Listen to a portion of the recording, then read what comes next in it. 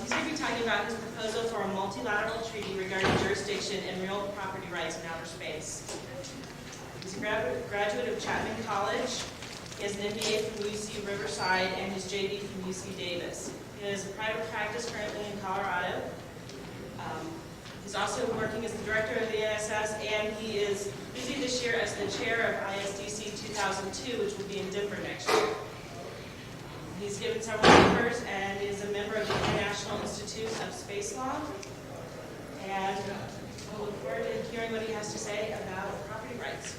I first started writing about property rights in outer space when I was in law school, and in fact, my already articles about was on that topic.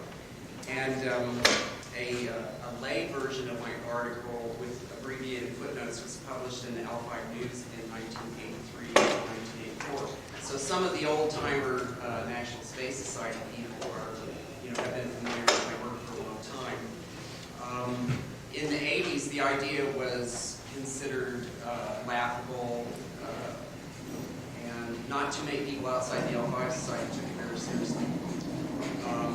It's rather strange now that the topic is extremely popular, especially in the field of international law, to see the difference in attitudes versus that 20 years ago. Because the article wasn't really taken seriously at that time, I just kind of let it sit after I finished it for a long, long time.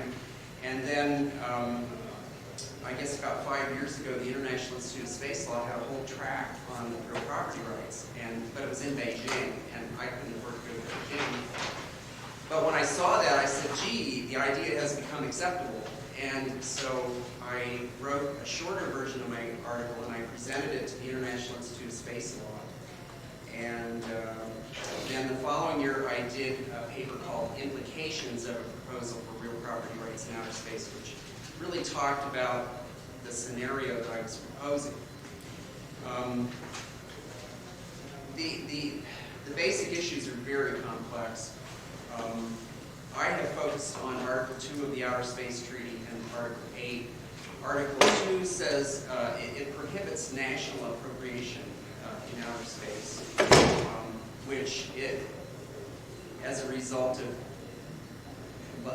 legislative analysis of the history of the treaty, I've concluded that really what they intended to prohibit was territorial sovereignty, which is national claims to territory in outer space. To this day, there's still disagreement as to whether Article 2 prohibits private appropriation. I argue that it does not prohibit it. And there really aren't any there are no Americans that were involved in the negotiation of the Outer Space Treaty that have ever said publicly that it does prohibit private appropriation. It's all representatives from other countries that have said that it prohibits private appropriation. But if you look at the subsequent Moon Treaty, in the Moon Treaty in Article 11, it specifically prohibits private property rights and private appropriation. So I've always taken the position, well, if it's already prohibited in the Outer Space Treaty, then why did the people that drafted the Moon Treaty think that they had to prohibit it in that treaty? I think, at the very least, we would conclude that Article 2 is ambiguous as to whether it prohibits private appropriation. My position is that the prohibition of territorial sovereignty in the Outer Space Treaty is a good thing. If you look at history, most of the wars we've had have been over countries fighting over territory. And the main reason that we ended up with this prohibition is that it was negotiated in the mid-60s in the middle of the Cold War, and both Russia and the United States were very concerned that the other country would try and claim the moon, which was viewed as a very militarily strategic place where you could launch missiles and that sort of thing. But regardless of the reasons for doing it, I think that as a member of National Space Society, I want to live and work in outer space. And I don't want our government spending enormous amounts of money defending defending borders in outer space and spending a lot of money to perfect and defend claims to territory. I would much rather that that we have, what I regard as a very fair regime under the Outer Space Treaty, where companies that are in smaller countries, where countries that don't have a big military, are still on an equal footing with companies that come from large countries. And just because a company comes from a small company doesn't mean that they won't come up with an innovative idea. So I have tried to come up with a proposal for their property rights that is consistent with the Outer Space Treaty. Article 8 of the Outer Space Treaty requires nations to exercise jurisdiction and control over their citizens and space objects while they're in outer space. And if you look at the provisions of the treaty, there are a variety of provisions in the treaty that, if you really think about it and you look at them, they resemble something very similar to property rights. There's a non-interference provision that's very much like the real property right to exclude others from your property. Both Russian and American and representatives from other countries have agreed that there is a right to a safety zone around your facility and your activities in outer space. It falls under customary international law, and also the UN treaty provides that all countries have the right of self-defense. And it just stands to reason we have such things as air traffic control on Earth. In outer space, we're going to need space traffic control. And part of the rationale for a safety zone is that if you have a moon base, the people that own and control this moon base have the right to control space vehicles that are coming and going and ground vehicles that are coming and going, to defend the integrity of the moon base, to make sure it's not damaged by someone landing on top of it, or whatever might happen, and also to protect the safety of the citizens that work in the facility and around the facility, especially when they're outside in free space or on the surface of the planet. So, the country has jurisdiction over the facility, they have jurisdiction over the people in the facility, and they have jurisdiction over a safety zone around the facility. No one has ever really agreed, well, how big is this safety zone? One of the things my draft treaty does is it puts in a fudge number, it puts in a guess number. In the paper that accompanies my draft treaty, I say that all the numbers in the treaty are subject to negotiation, and the numbers I put in there are just for example. So, basically what I've done is proposed a form of property rights that's based on jurisdiction rather than territorial sovereignty. It's never been done before, but it has been proposed in the past. It's not a novel idea in the field of international law. And I won't go into the details, but the longer version of my article does go into the prior to World War II, it was proposed for an island in the North Sea that was claimed by two different countries, and they were doing mining here. So, in any event, to keep my talk from being overly long, I'm going to jump right into this treaty, and I think you'll just get the flavor of it. And then I do have some copies of the paper, and I do have the original. If more people want the paper than I have copies, I can use more. I'm real proud of the preamble. I just think it's sort of a recital of, recognizing the Outer Space Treaty and specifically taking note of Article 2, which provides. So we can see it better. I'm not much of an expert on these things. Oh, maybe that's what this is. Oh, up here? I think it's pretty close already. Yeah, it's pretty good. Is that But when okay? you're standing in front of it, we can't read it. Okay. Where should I stand? Oh, yeah. Should we put the lights on? Well, the thing is, I'm not going to stay on each page very long. Does somebody want to do it for me?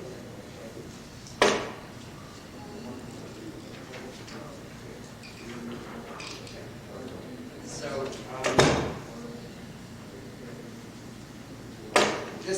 this takes note of Article 2, which provides that outer space, including the moon and other celestial bodies, is not subject to national appropriation. And it also calls people's attention to Article 8, which provides that the state party to the treaty on whose registry an object belongs retain jurisdiction and control, as I discussed earlier. It also says recognizing that the Treaty on Principles permits exploitation and private appropriation of resources. As you might gather from what I said earlier, that's a little bit controversial, but not as controversial as it used to be. The international climate regarding property rights and private appropriation has changed a lot. The success of the satellite industry and the profits that the companies that do satellites have made has really changed the attitudes, I think, of some of the smaller countries.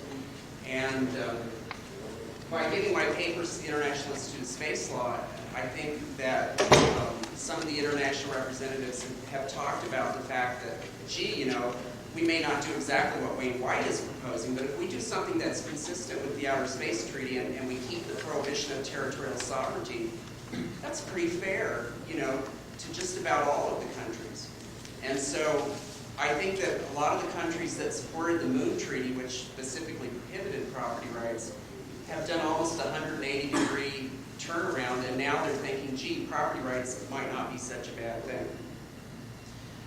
Next one.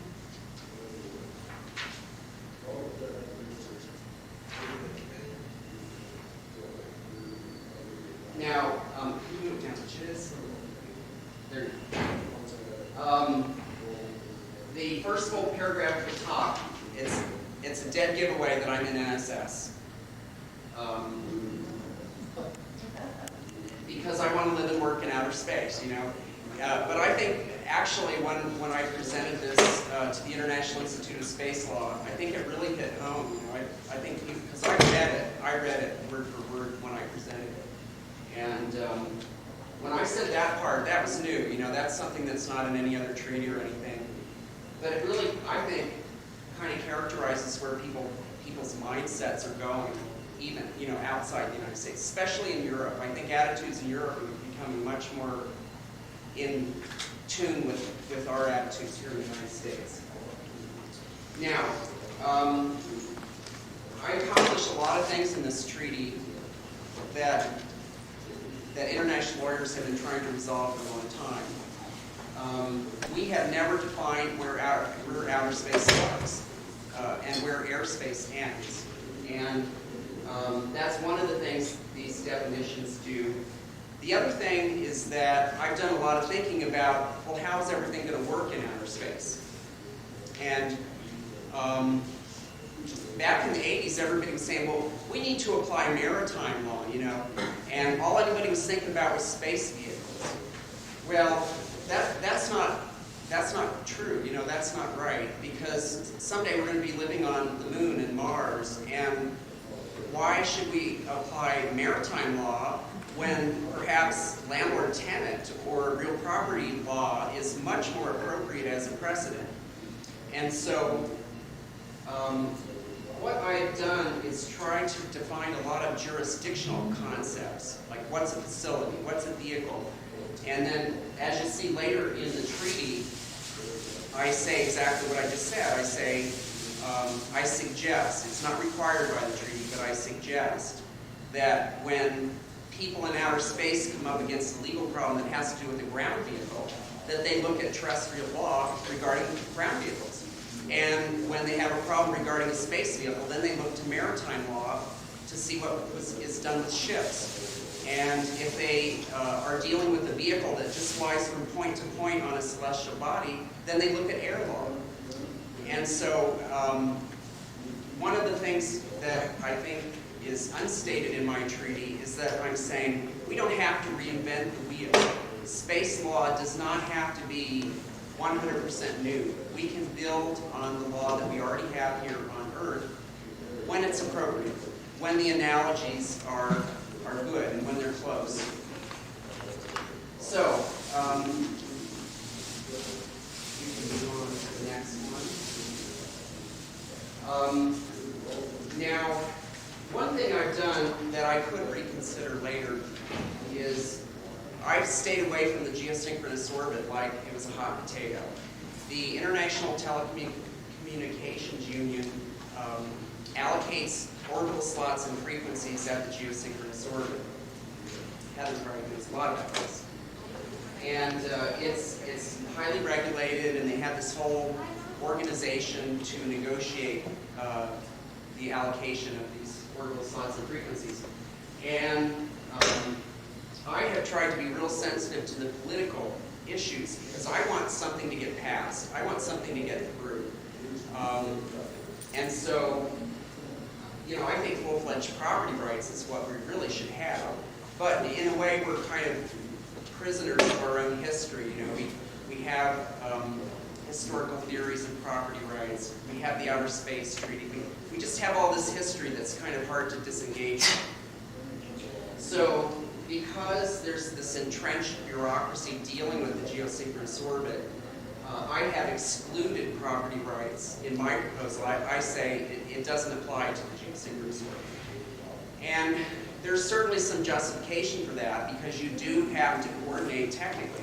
If satellites are too close together, their frequencies, their signals will interfere with each other. You have to carefully allocate the frequencies so that they don't interfere with each other.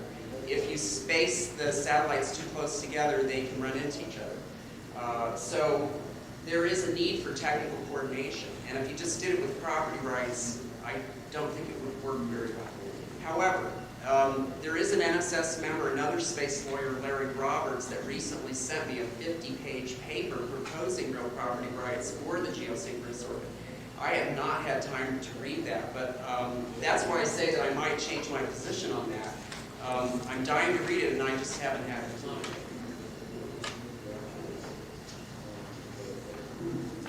Now, there are basically two sections to my treaty. The jurisdiction section builds upon Article 8 of the Outer Space Treaty. And in essence, what the jurisdiction section does is it defines the authority of governments, of national governments. The second section is on real property rights, and that defines the rights of individuals and companies who have activities in outer space. And if you read it closely, you won't have time to do this today. If you get a copy of my paper, or you later read it closely, you'll see that the real property rights provisions mirror very closely the authority, the jurisdictional authority of the national governments. And that's very intentional.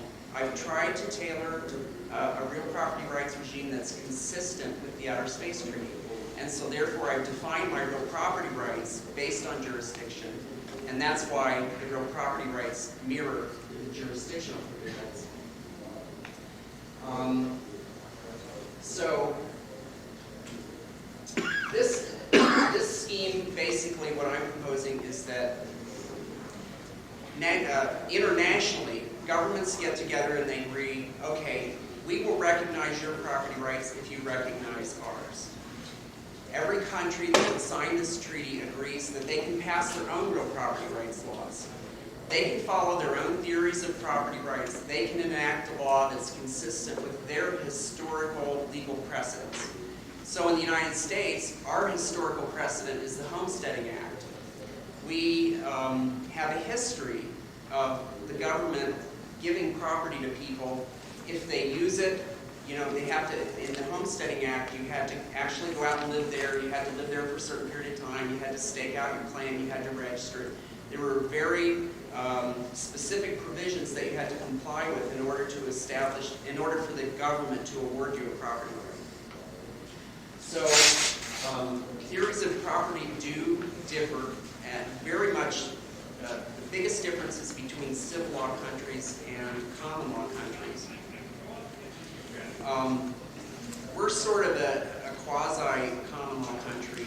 We adopted the common law of Britain in the 1800s, but clearly we're not completely bound by all that history. When our country was formed, the founding fathers did express a lot of interest in natural law theories, which are actually civil law countries follow the natural law theory of property rights. So this idea, this proposal would allow countries to enact their own laws consistent with their own theories of property rights, and yet still operate, you know, well internationally and recognize each other's property rights.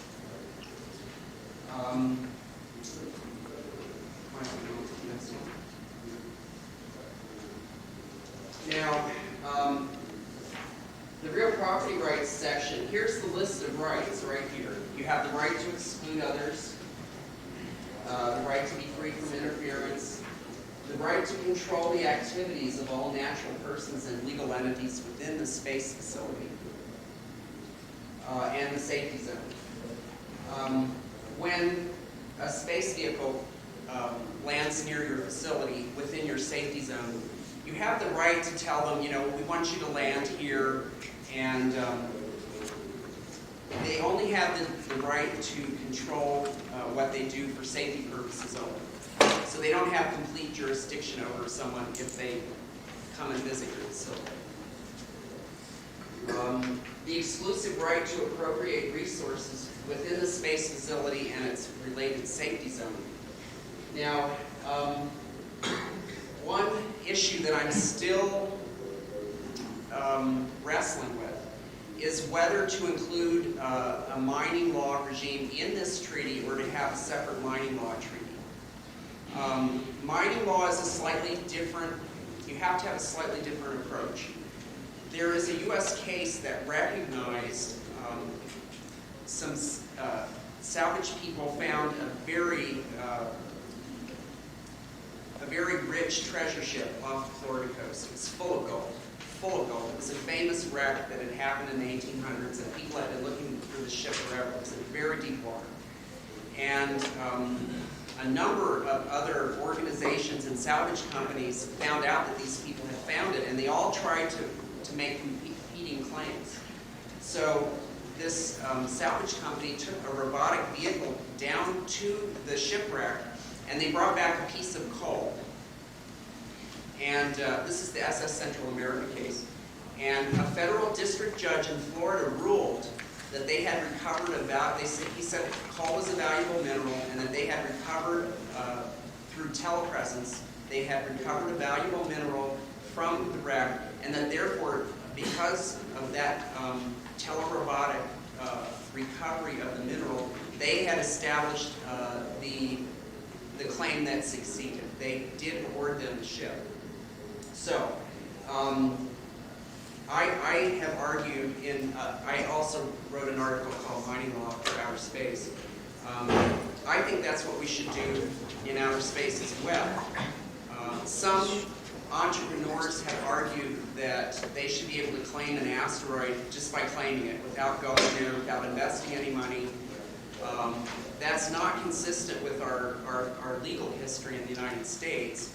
We've always required some sort of effort, some sort of investment, and typically at the bare minimum, at least recovery of a small amount of the mineral to prove that you found it and that you're capable of appropriating it.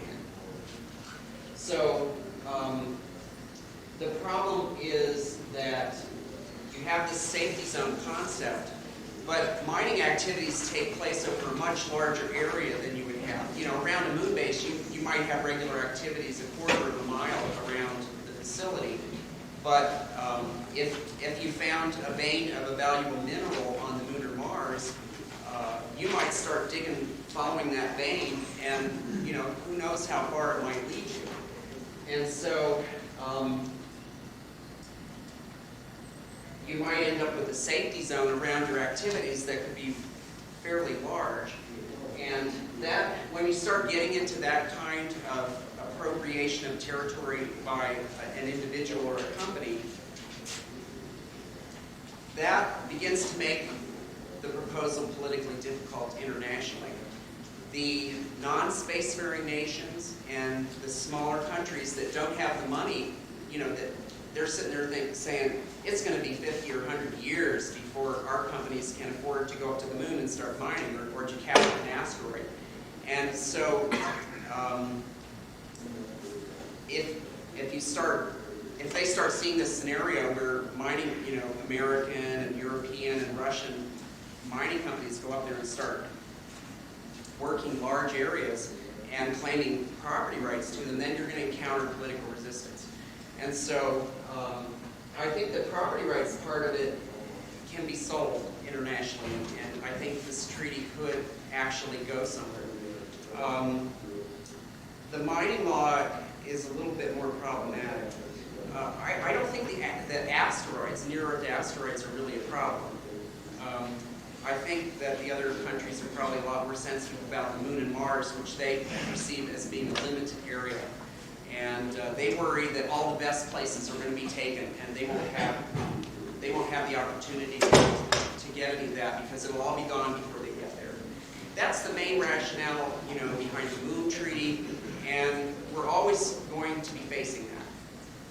One good thing about my proposal is that the property rights relate to a facility and also to the activities of individuals, but for a long time to come, any human activities will have to be very closely related to a facility because you're in a hostile environment. You can't go very far from your facility. You need it for life support. So, the real property rights is acceptable because you can take an outmoded facility like Mir, and the Russians or the United States might not, this is outmoded technology, we're ready to build a new one. And rather than just deorbiting it or, whatever, they can either offer it up for salvage or they can sell it to a smaller country that doesn't have any spacefaring capability. And so, for example, maybe Spain or something might not, certainly doesn't have the resources to go up and build Mir or the space station, but they might be able to buy an outmoded facility and then pay another country to launch their astronauts, take their astronauts up there. And so this real property rights proposal offers the prospect of smaller countries participating in space without having launch capability. And so it really has some rather attractive aspects that some of the smaller countries might actually like. Mining, on the other hand, well, I guess if you had a real property right to your mining claim, you could sell it. But they wouldn't have the capability to go up and really exploit it. It's not as easy as just hitching a ride on a launch vehicle and then going in the facility and doing scientific experiments or commercial activities. So, I think the mining law is a little bit more problematic. On the other hand, we're facing this limits to growth mentality. Isaac Asimov said that most people on Earth are guilty of terrestrial chauvinism. We all grew up on a planet with limited resources and limited horizons. And I've always taken the view, and I think most people in NSS must take that view, that really you have to open your mind up. Outer space has unlimited resources. There are so many asteroids out there. There are so many resources. Countries that are panicking and thinking all the good stuff's going to be gone are really, they don't see the big picture. They really shouldn't be panicking because there's so much out there. And it's going to take us so long, before the moon turns into Los Angeles, that I really don't think they have anything to worry about. So, let's just kind of go through the rest of it, and I'll wrap this up. Obviously, I really don't have the time to go through in detail, but I hope you will kind of skim through it as it's on the screen, and I'll be happy to get you copies of it. It gives you the real property rights that are conferred, and it also gives the limitations that are set forth in the treaty pursuant to jurisdiction. There are some limitations, but they're not all that significant. If a facility is abandoned, ultimately at some point jurisdiction will cease. There are strong arguments that shouldn't happen for a long, long time because we also have international liability under the Outer Space Treaty.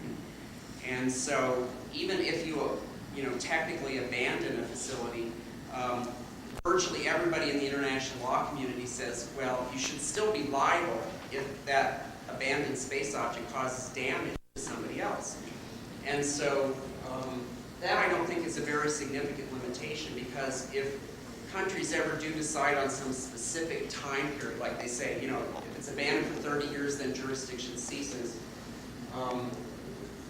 it's going to be a long period of time because of the liability issue. So it's not a big limitation. The safety zone, I propose 500 meters. 500 meters is the safety zone that is around oil platforms on the continental shelf. We already have the safety zone for oil platforms. And so I just took that 500 meters and threw it in there. I think someone told me it's about a quarter of a mile. I'm not very good with metrics, but anyway, it's not a huge area, but it's generous.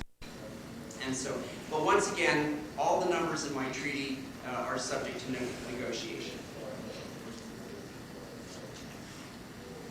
Now, there are some other limitations. The Outer Space Treaty prohibits offensive military activities in outer space. So, of course, you know how gray that area is. I mean, military is also used for defense.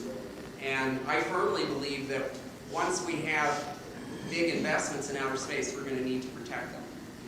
On the other hand, if you had, say, a defense contractor that went out there and started building offensive weapons, that's prohibited by the Outer Space Treaty, and therefore those companies would not be entitled to property rights, because my proposal is intended to be consistent with the Outer Space Treaty. So there are some limitations. I've got a dispute resolution provision. It's a little wordy. It probably needs to be reworked, but, you know, I'm an attorney. You got to cover all the bases.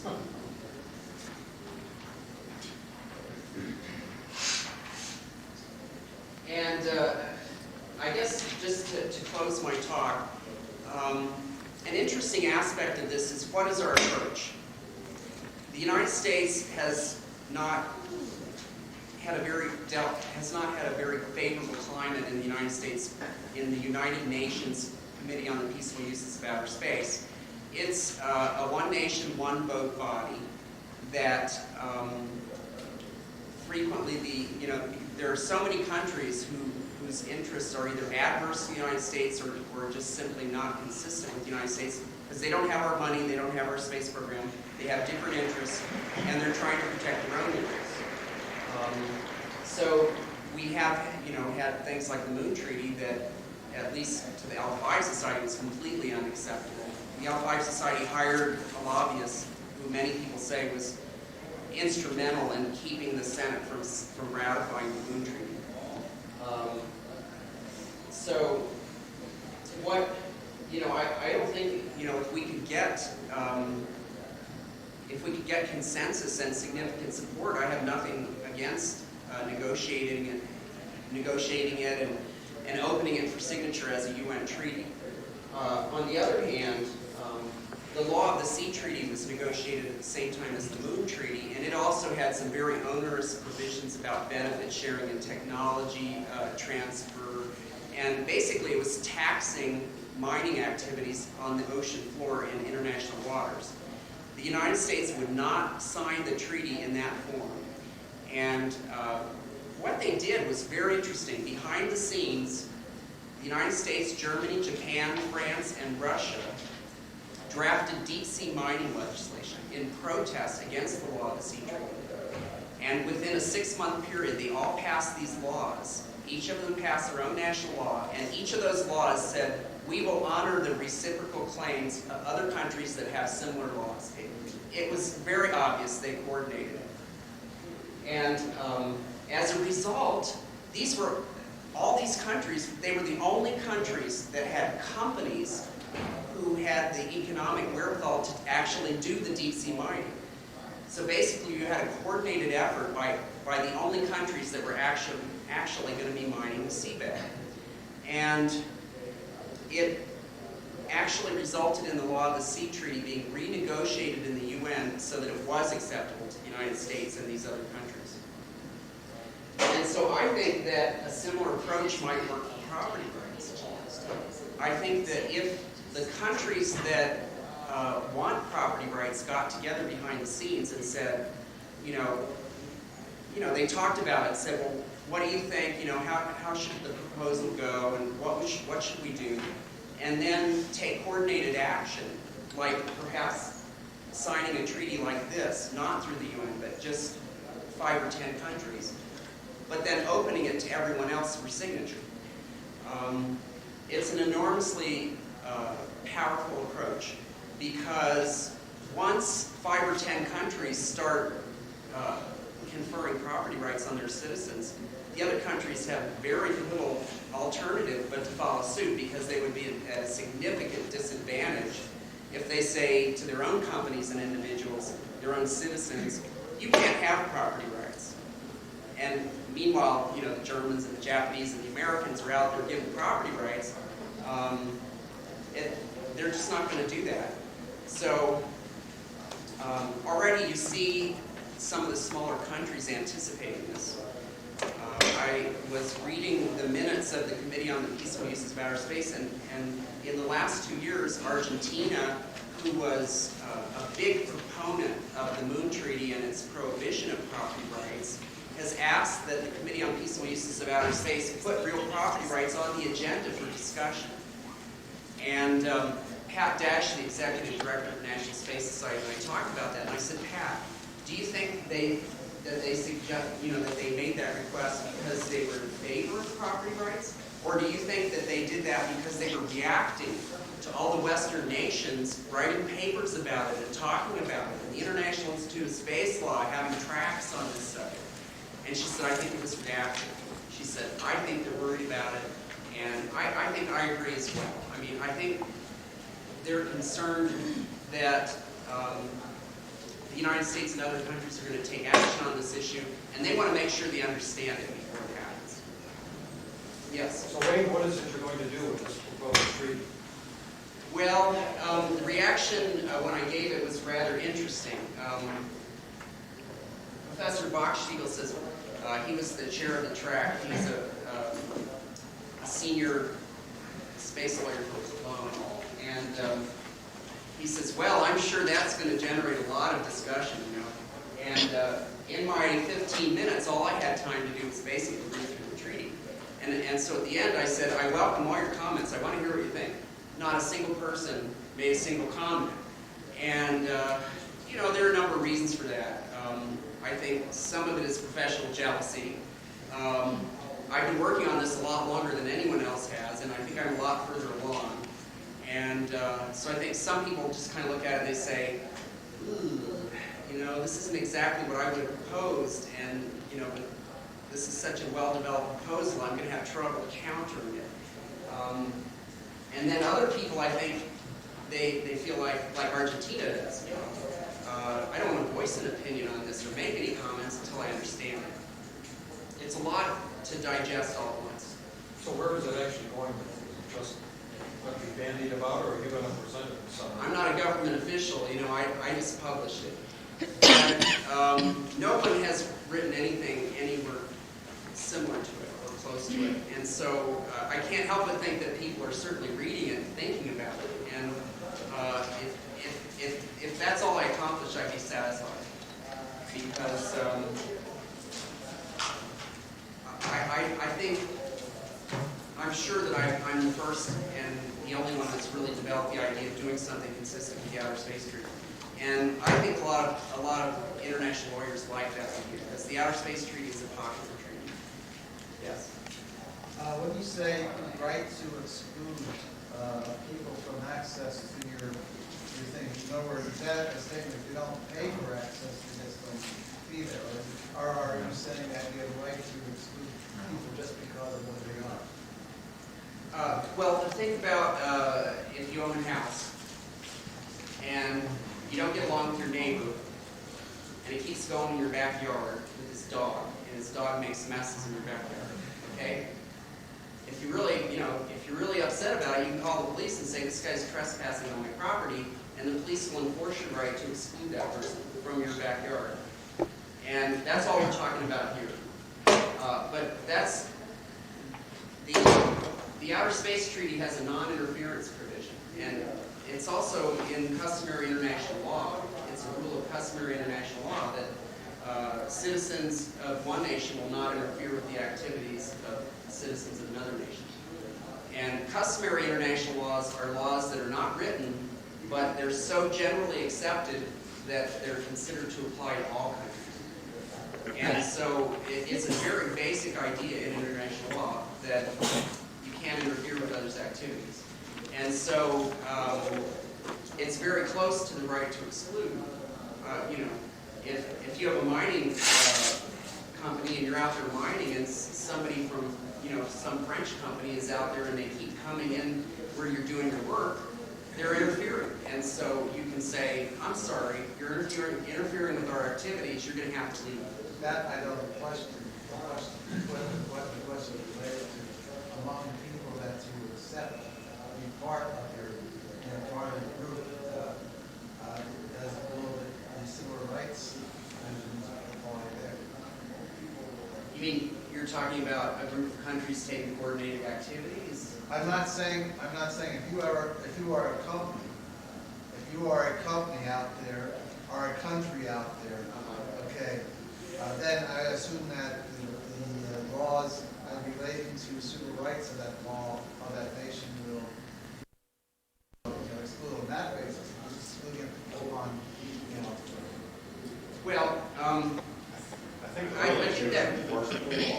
Well, I was just going to say that raises a good point that I really didn't explain. Article 8 says that countries shall exercise jurisdiction and control over their citizens, and so it really depends on what country you're a citizen of.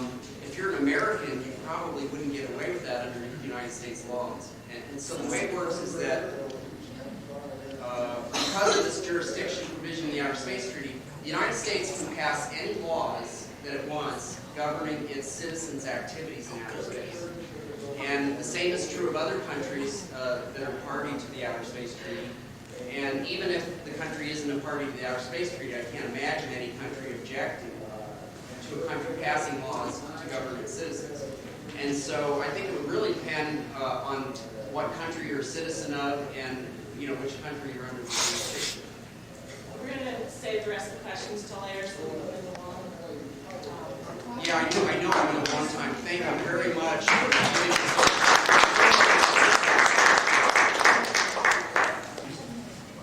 I'm Heather Walker.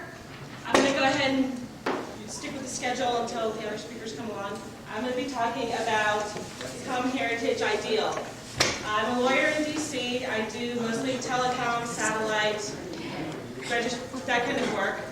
I am fairly new. I've given a few discussions about things, but this is a little new topic for me. So I welcome questions at the end, and I will be more than happy to talk to people afterwards to try to keep us on schedule.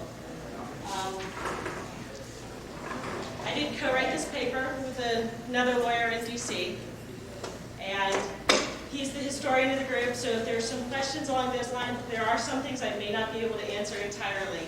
He knows a little bit more about some of this than I do, but for the most part, I will try to explain sort of where we're coming at, looking at the common law heritage, and sort of a new take on it. We're both recent students who have just gotten into international law, space law, that kind of stuff, and one thing that sort of struck us is everybody talks about it, and there's a lot of theories out there, but we're both practitioners, and when we go to do our work, we realize, and I realize on a daily basis, we talk about a lot of these treaties and laws, but there really isn't a cohesive regime in practice. We get done what we do through political will and diplomatic work. And I'm sort of going to bring that kind of view towards what people are proposing and also where we are right now. Give you a little overview. We're going to take a look sort of at the origins of where some of this came from. Wayne did a great job sort of setting out how the views on property rights, some of the tensions that have developed and that continue to control our view of the use of resources in space and the use of outer space and how we coordinate a little bit. I'm going to tell you a little bit about how we come about to the modern idea. It has been a progressive process, and that leads us to some of the problems that we have with the common heritage ideal. Right now there are a lot of international management theories out. There's the non-appropriation principle, which is a problem with common law heritage, and the benefits of sharing is a big issue. not just resource-wise, but technology-wise. When you work in the international field and everybody's out there talking, there are a lot of countries out there who feel that they should be able to appropriate technology that allows you to get to space. That has definitely hindered the commercialization, and some of those uncertainties are a big problem that have come out of common heritage. And finally, I'm going to talk about some of the solutions. Can you get a copy of your paper sometime? I have one or two copies, but it's going to be on the CD. Oh, is it? Yeah. Time to give you a view of where it started off. These were the major treaties that led up to it.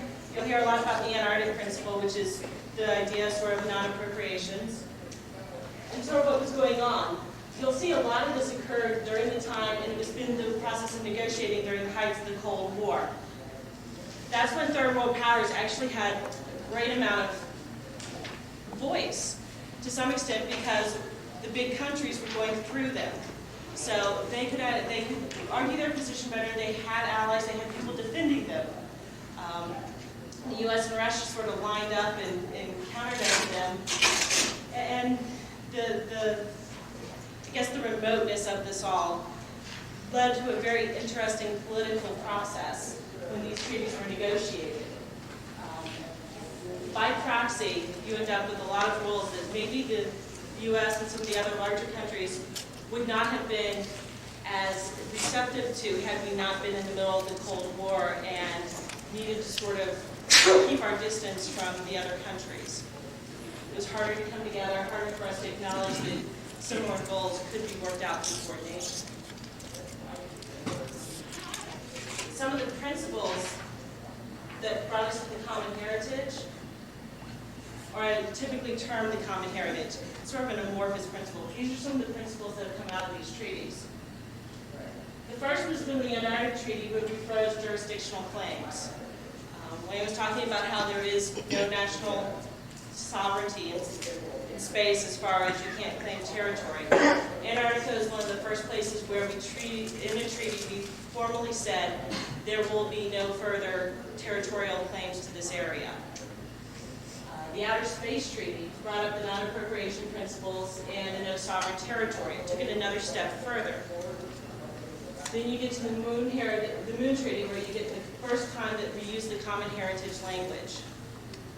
That was sort of, the idea of a commons was very founded in common law. It sounds very funny, but it's the territory that's used or the area that's used by people in proximity. Common heritage came up through this because there were resources there. It was usually the wells. It started off with the wells, the things that people needed to survive. And then it went to further resources that allowed the cities and the countries to flourish. That led up through language that ended up with common heritage, where people started to argue for the equal access to the benefits. If you're going up there, everybody should be able to benefit from it. That's where you get the ideas of sharing your technology.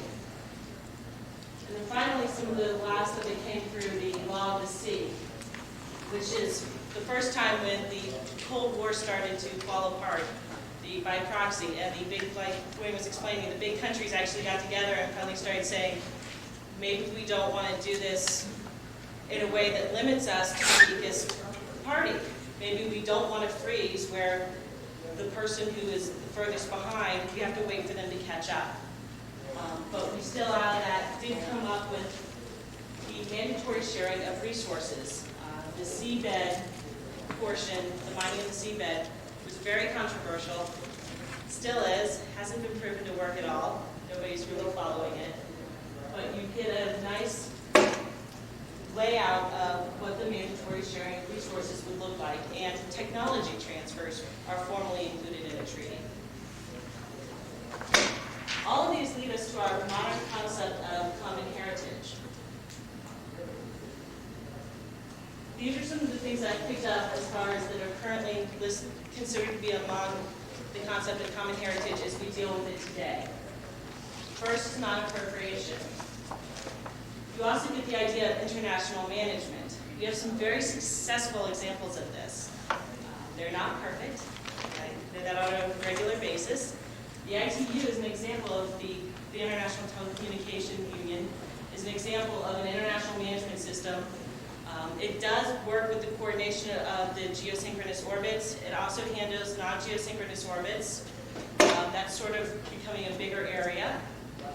But it does it all through its agreement to do spectrum. It claims its jurisdiction not because it's got authority over the space. It claims its jurisdiction through its authority to manage spectrum. As you know, when we put these things up there, you have to communicate with them, which requires the use of spectrum. And that's sort of the segue. It has been extremely successful because it does not go anywhere near property rights. It doesn't really even go near access and ownership. It really is only about regulating the control of the spectrum. You go there and you can use that spectrum.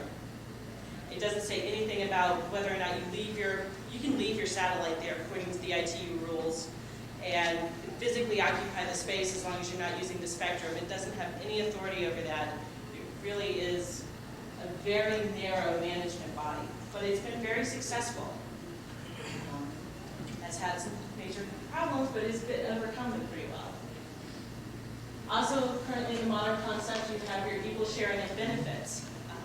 This has come up a little bit more, and there have been more successful technology transfers. But there are definite problems with the equal sharing of benefits. And finally, you have the peaceful purposes, which is probably the one that everybody agrees on, the least controversial of your ideas under common heritage. And that is that we use it for peaceful purposes. Nobody goes up and builds military offensive weapons. The U.S. every now and then gets extremely beat up in the international press for looking like that's what they're heading towards doing. The current debate over these, over the defense systems that are being proposed are coming back to peaceful purposes, bringing it back up as a very live subject, but it's very hard to find a lot of people who do this and work in the international community and even in the commercial area. Commercial people don't want the military up there. When it comes to coordination, they're a headache of their own, but they also put in jeopardy our resources, our investments up there. You take military weapons up there, all of a sudden you've got to worry about interference, whether you're hit, how you're coordinating. And finally, a few of the others that are out there are reserved for future generations, which is a big one with countries who do not have spacefaring capabilities right now. The non-wasteful management. Earth has been a very hard lesson for people. There have always been examples of people who go up and pretty much destroy what they're getting to.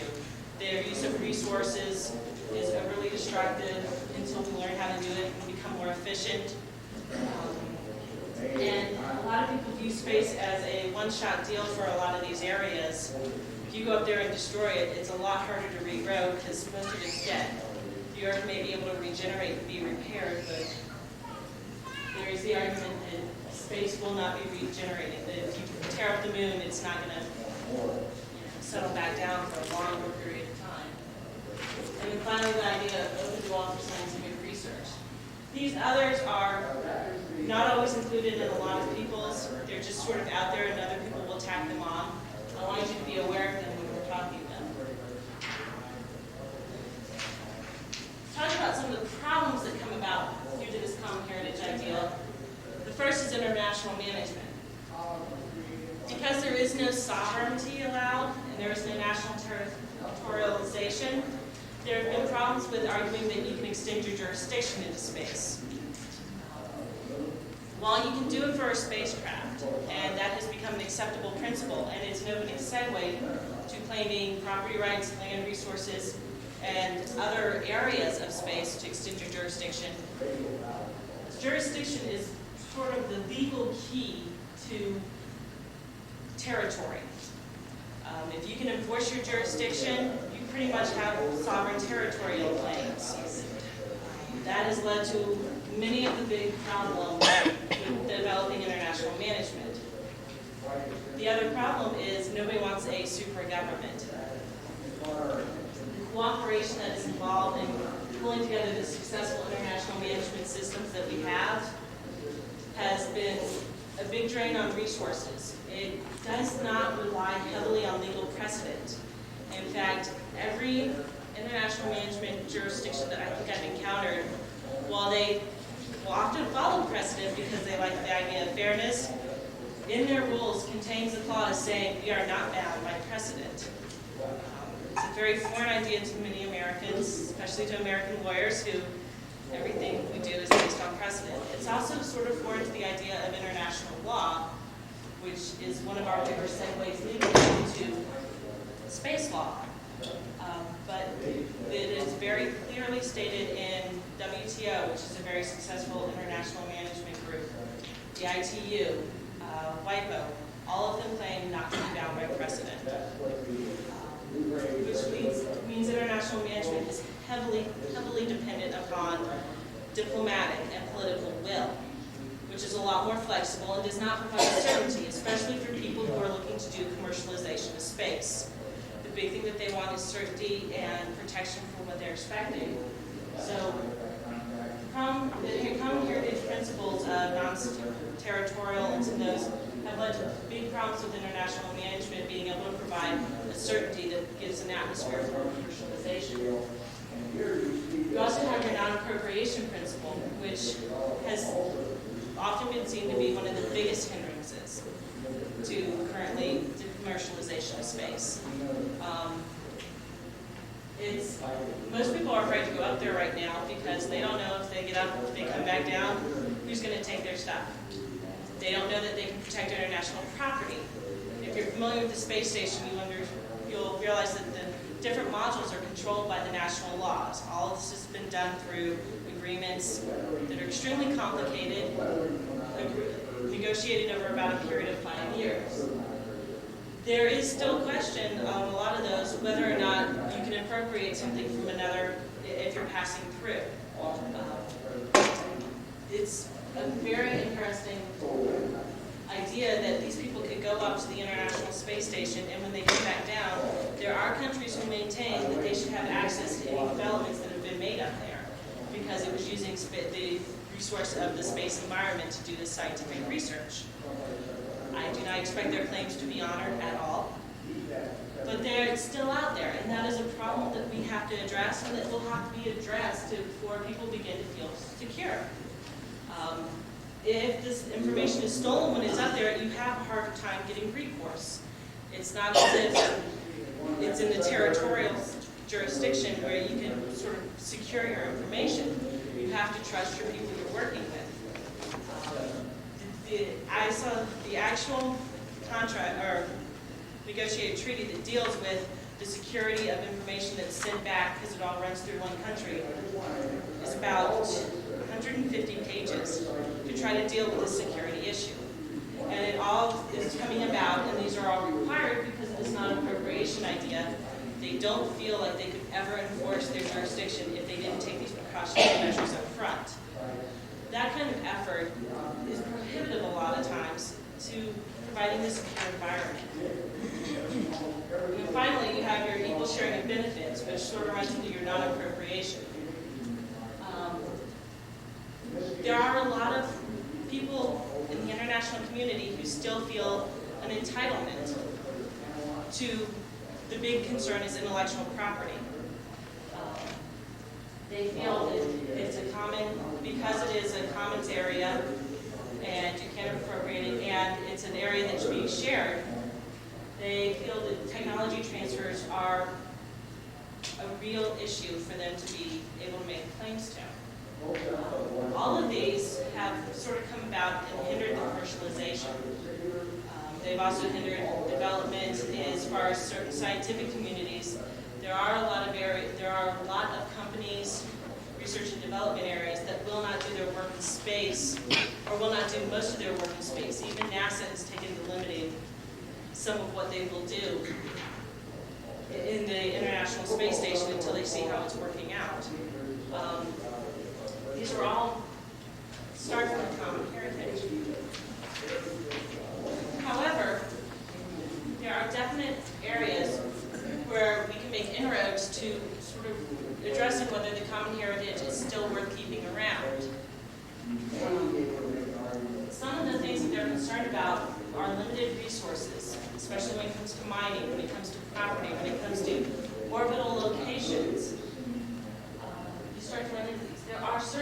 resources that we start to consider not having governed by the common heritage to sort of run as a test area to see if we can really make this work going into space and addressing their concerns and dealing with commercialization and development. The first one that you can look at, these are some of the principles for identifying areas where we would not do it. There are a lot of perpetually renewable and inexhaustible resources. Solar power, pretty much perpetually renewable, definitely for our lifetime, probably for several generations at least. It's one of those that if you don't use it, it goes away. There should be no reason why people shouldn't be able to go out and use solar power for what they do. Most of our satellites do. Orbital locations in spectrum are also perpetually renewable and inexhaustible. This is one of the reasons why the ITU has been extremely successful. They have worked out a schedule where you go up and you register, you say your claim, you show you have the ability to use it, which is one of the keys to getting your claims in. And you can use this for a limited time, at which point you vacate your orbital location, you stop using your spectrum, and the next person that comes along has exactly a crystalline resource at their disposal. You can't damage it. You can sort of damage orbital locations by leaving your debris behind, but that's, in theory, they are starting to implement a requirement that you take out your areas. The U.S. has led that. In the last 3 satellite processing rounds that the FCC has authorized, they've put in a debris mitigation requirement where you have to show what you're going to be doing, that you're clearing your area and leaving this resource usable for the next person. Resources that can be used for a fixed period of time should also probably not be covered by the common heritage principle. Resources that can be utilized by a private actor, such as satellites. I love commercial satellites, that's what I do. But I also think they're a great sort of case study for how to get commercialization up in space.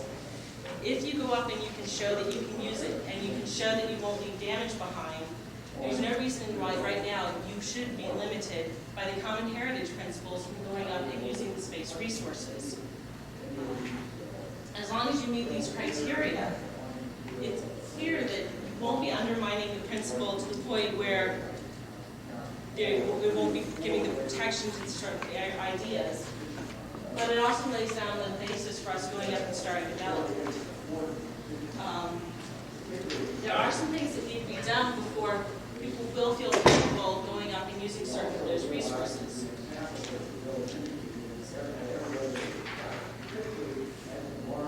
The big concern a lot of people have is legal security for these space actors. These are some of the things that we currently can do to provide legal security: treaties, UN resolutions, national laws. I am very much of the theory that at this point, less is more. When you go in and you provide a very defined regime, you create certain problems. As we've seen from the deep seabed mining, they put a lot of political effort, they spent a lot of time on this, and no one has really benefited from it yet.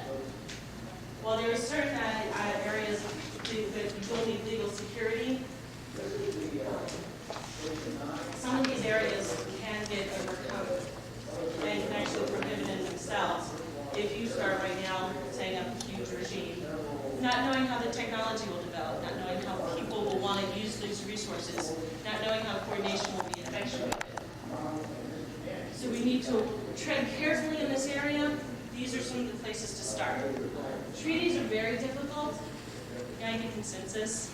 Bilaterals are obviously easier. Multilaterals, you can generally get some of those done. Getting a huge multilateral regime is probably the hardest thing to do at this point. UN resolutions are even kind of tricky at this point. The reason I have national law up there is international law is built upon precedent. Our national laws provide the precedent for that. If we begin to provide security within our national laws, you begin to move this area forward. Regardless of whether you ever get that treaty or UN resolution, enough countries have natural laws or national laws that are similar, you can create an international principle that will provide legal security for commercialization of space. This is piecemeal. It's a lot more difficult to do, but there are arguments that national laws are better to go because you slowly get to try each one or try different approaches and sort of merge them together. There are a few things that we need to be careful of when considering how to approach sort of taking this idea of common heritage away from the areas where it's limiting the development of space. I believe we should delay developing international management systems until competition begins. Laws are made to manage competing claims. They're made to manage conflict. If there is no conflict, there's really no need for a law. If you put a lot of effort into setting up an international management system, you expend a lot of resources going through political wrangling. You may make compromises that actually don't work because nobody's been up there to try it. You have a problem where you probably choose technology. Having been at the FCC and worked there, one of the big things that they try to do is start off any new approach to any new technology or any new process with the saying, what we're going to do is simply require you to coordinate. Everyone can go do it. They can do it however they want. You all say that you want to do this, and you work out your own coordination. It avoids choosing technology, which has proven to be an extreme benefit. The LEO systems, that's low Earth orbit communication systems, have gotten a lot of press in the past couple of years. I don't know if the three big ones that it got up there were Iridium, Globalstar, ICO, sort of. They all had very different technology. They all three had very big problems. Iridium was more like a system on Earth. It had very complicated satellites that took their transmissions, routed them, switched them satellite to satellite. Globalstar uses a bent pipe technology, where it goes up and right back down, and all the transitions are done on Earth. The incompatibility between the two systems sharing the same area of spectrum still blows my mind. We are still working out their sharing process, even though they're both working right now. The fact that any of this works amazes me. But the FCC chose not to choose the technology and wait to see which systems worked out. We are still waiting to see which system will work out. But it allowed the people who could find the funding and who could get up there and get the system working to go ahead and make it work. The three you know about are the tip of the iceberg. There were 11 proposed. That means that 8 never got off the ground. They couldn't find the funding. They couldn't make their system work. They couldn't coordinate. 2 of them were knocked out by coordination problems. They pretty much refused to do the work with other people. That really has made a big difference in the fact that these systems got to be at all. If our government had picked one or the other, they actually were leaning towards one of the ones that never got up there. I don't understand why the common heritage law would force you to choose technology. It's not so much the common heritage law that will force you to choose. It's the fact of picking an international management system in detail. A lot of people say that due to this common heritage, we have to work out all of the principles. We have to pick, we have to lay everything down. You have to show how you're going to share all of this. What I think is that you hold off on doing this until there are real big conflicts. Right now you start off with basically requiring when there are conflicts for you to coordinate. Once you've gone through that part and people have gotten up there and you see how it's working, you begin to work out a better system. All of our sharing rules that we are currently writing for satellite systems that are already up and functioning are being done at this because there are more systems wanting to come on. But we can take a look at how sharing is occurring and you can come up with a system that works.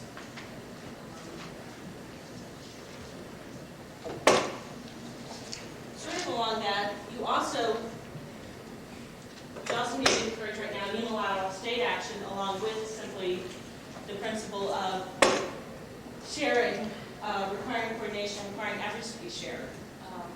Unilateral state action is very useful when you bring your services back down to earth. Right now, we still have an earth-centered focus. If you do, it's where the money is. If you can't provide a service on earth, if you can't provide a benefit of earth, there's no point in going up and provide, there's not going to be any money for you to do this. Unilateral state actions do not have to be, we authorize, we set up the system, we give you certain authority. What they can be is simply programs to encourage private actors. That's access to scientific research through government.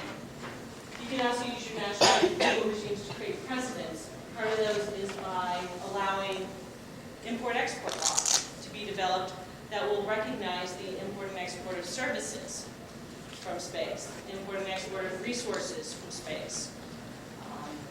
If you sort of treat it as a separate entity, which we do have precedent for in the law, you can create a system where unilateral state actions begin to set the precedent for how to treat this separate body. It doesn't mean that you extend your jurisdiction up there. It simply means that when you go from that area back into your country, you exercise your jurisdiction at that point. You get around that problem of non-appropriation. You get around the problems of not extending territorial claims. There are a lot of ways that we can encourage unilateral state actions which do not run afoul of many of the treaties to which countries have signed on to, and some of the common law heritage principles that are going to be a lot more difficult and a lot more sensitive politically in the international arena. And I wrapped up. Common law heritage principles came about at a time when commercialization of space was not a goal, was not even conceivable to a lot of these countries. It deals mostly with the concept of property, taking resources, addressing saving stuff for later on, concerns of other countries, of competing countries' interests. However, it does not transfer logically to certain of the resources which you could actively be using currently in space for commercial purposes. And if we go through those routes where we go up and we use the resources for which the common law heritage and many of our treaties do not run afoul, we begin to set the precedent and start to look at how we can develop a system in the future for allowing people to go up and use some of the more controversial areas. We do need to be careful of a few things when we go ahead and start beginning to encourage the commercialization, which I think countries can do on their own through their national precedent, through their legal import and exports, that we do not become overly inclusive, we do not waste a lot of political chips and stuff trying to set up overly controlling management systems or trying to address everything and say how it's going to be, permanently in the future when we don't have the technology to do it immediately and when we don't know how it's going to develop. I like to be able to think that, the next 50 years it will look like this, but we really don't know, and we need to be careful when we approach it. There are things we can do immediately, and there are things that countries should be doing immediately to encourage this. And one of the ideas is to start encouraging the use of these resources where it's less controversial.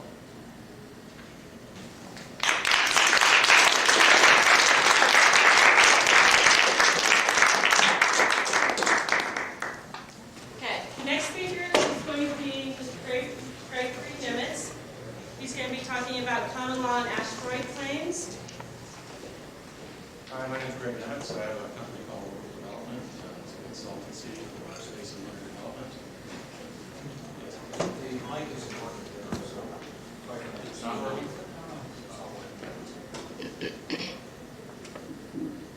Is that better? Yeah. Okay. I'm a consultant for space and lunar development. I helped found a company, Transorbital, a few years ago. They're intending to send the first commercial mission to the moon later this year. We'll see if they manage to pull that off now. My talk today is about my claim to the asteroid Eros. My esteemed colleagues have presented their opinions and theories on potential private property regimes in space and their implications. They call for governments to debate and enact their proposals. This is how it's been for more than a decade. The proposals do not seem to advance any further than these types of assemblies. I have taken a more direct approach with my theories. Next slide.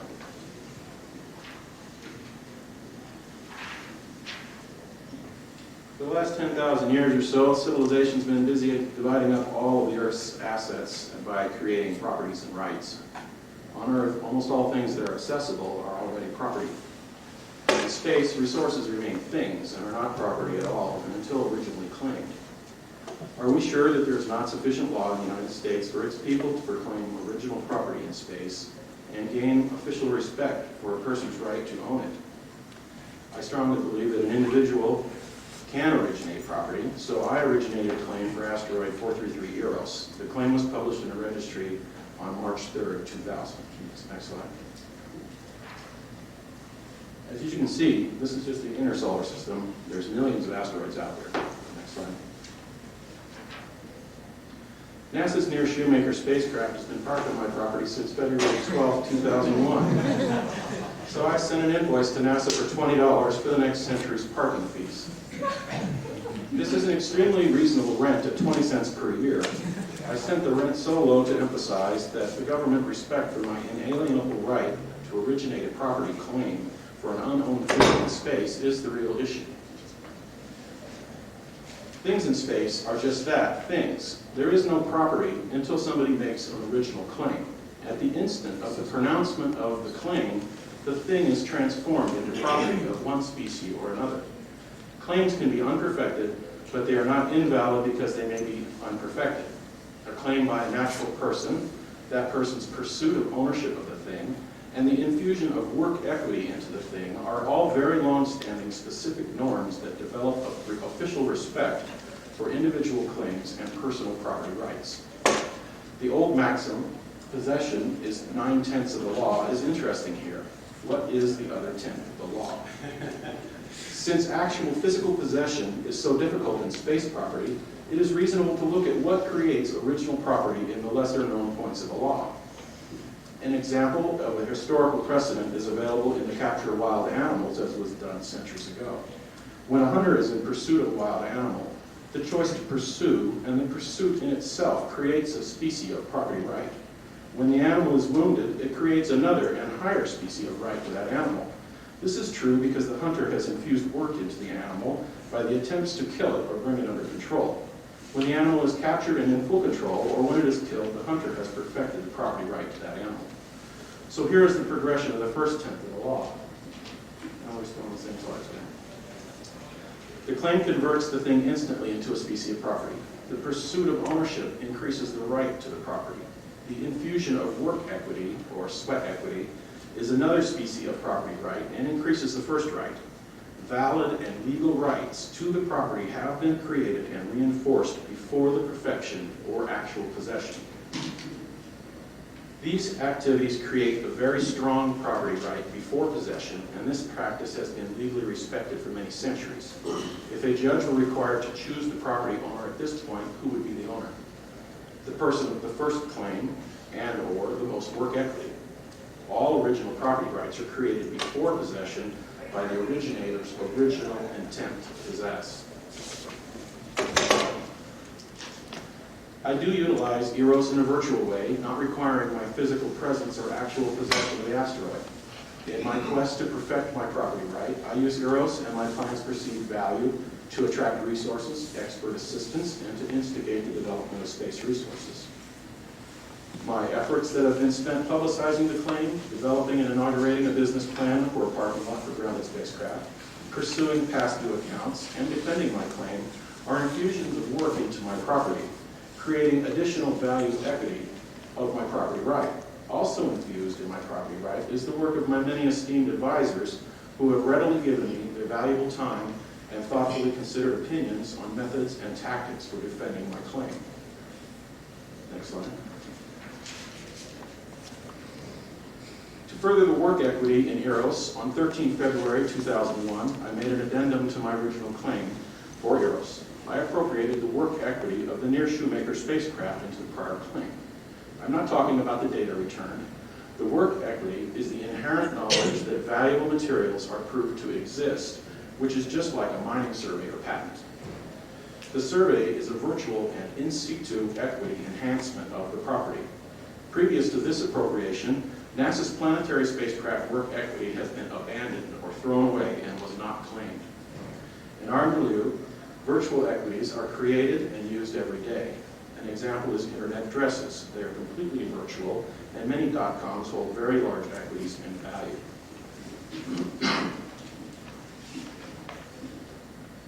Let's just keep on this slide for a while. Excuse me. For example, let's say a private venture spends $50 million to send a survey spacecraft to an asteroid it claims. When the spacecraft returns the data about the asteroid, a work equity is created as an in situ virtual thing. The venture has increased its property interest in its claim via the work equity of the survey by the spacecraft. The infusion of work has been long recognized as a statutory method of perfection of property claims on Earth for a long time. In this example, the value of the work equity is $50 million. So the facts on my claim are, when the U.S. government, through its agency NASA, sent near Shoemaker to my property on a survey mission, a work equity was created. The government is prohibited from claiming, owning, or being sovereign to any property in space. So it is unable to direct the disposal of the work equity. The first claimant would be the owner. The infusion of over $225 million in work equity should be far more than enough to perfect the claim to Euros, regardless of how the present owner acquired that equity.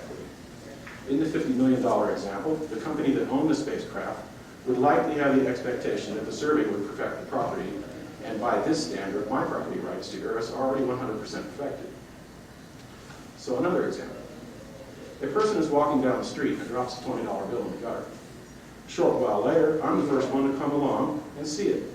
Because I'm the first to see it, as soon as I see it and intend to pick it up, it becomes my property, so long as there is no evidence found of the identity of the unfortunate one. I could do the right thing and report it to the police, who will hold the cash, awaiting a person to reclaim it. If no one comes looking for it, the police will return the cash to me as my rightfully claimed property. Near Shoemaker's equity is very similar to the $20 bill example. Should the $20 bill be left to rot or be claimed by another? No, of course not. The same is true with the $225 million left equity that was left in situ by the spacecraft. The first claimant of the unowned thing would be the owner. I was that claimant on February 13, 2001.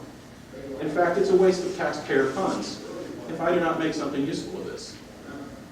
Better me than nobody has always been in the case with the previous spacecraft equities. Next slide.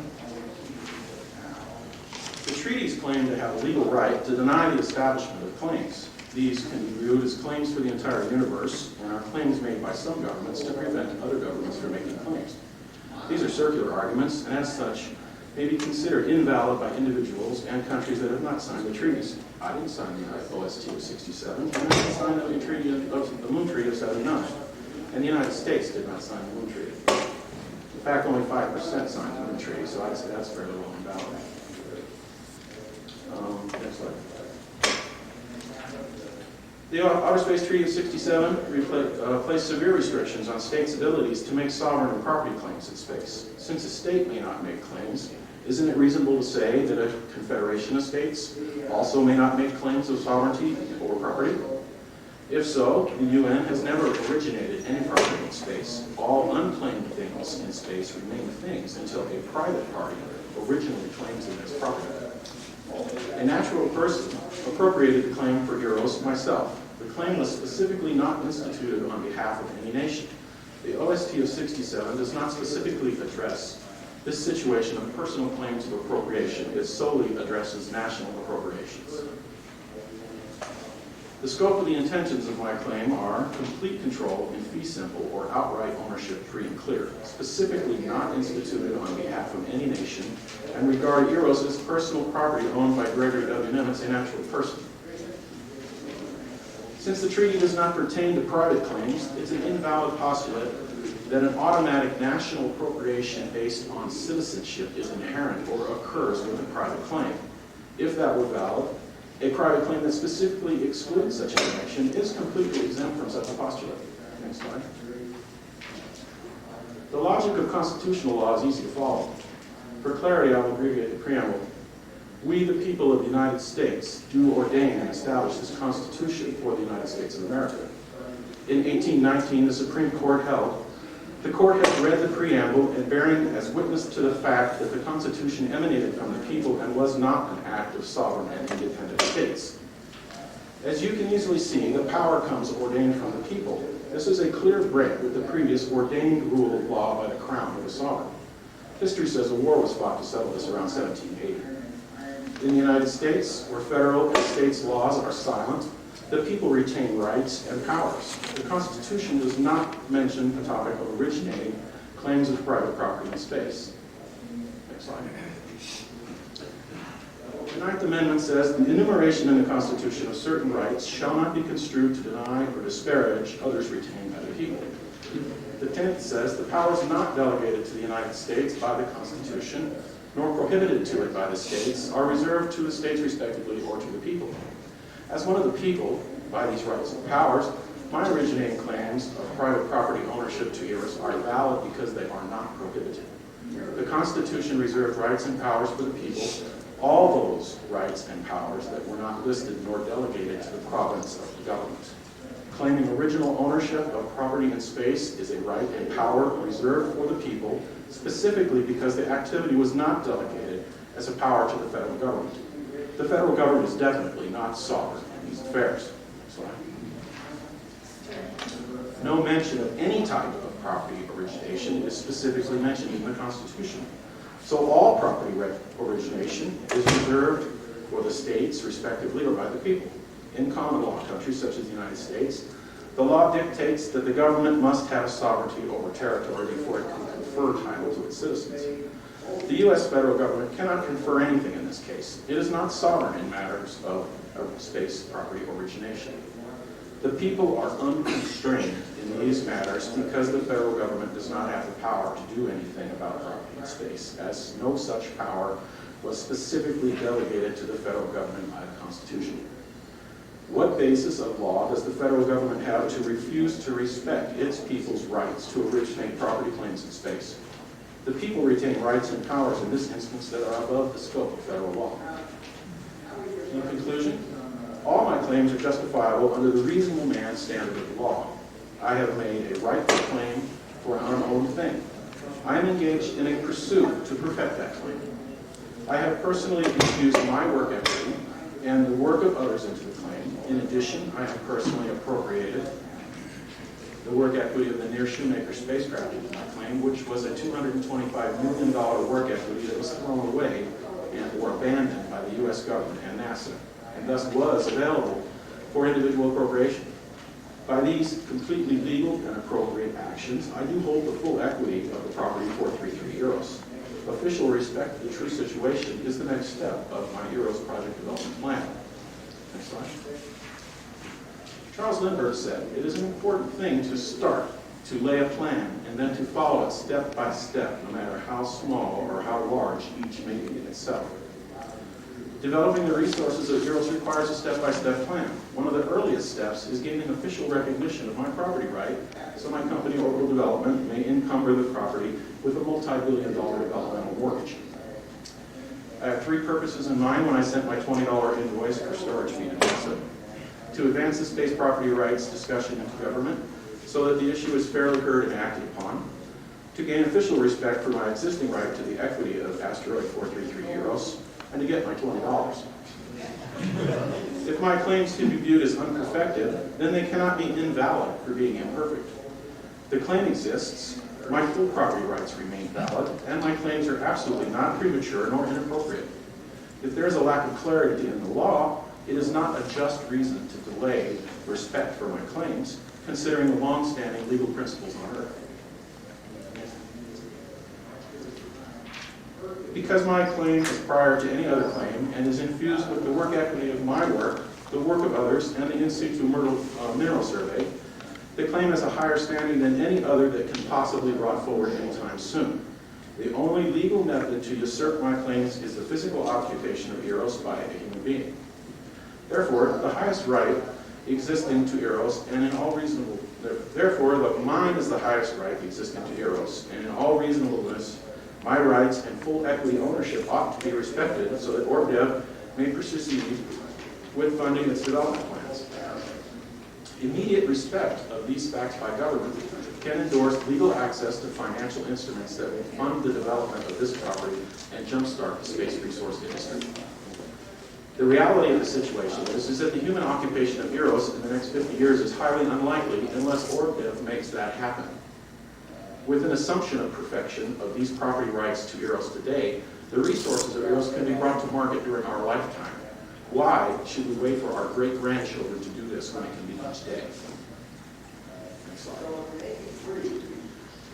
I'm sure you're all aware there are a lot of asteroids out there. This first defended claim to an asteroid for a rock that's not the most ideal candidate for development is a claim that can open the door to developing the resources in space.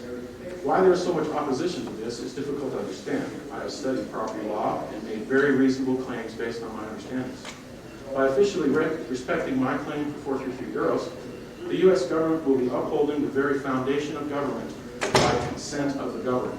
In principle, the very foundation of the representative form of government resides in the social contract among those governed, which allows their government to protect their individual and property rights.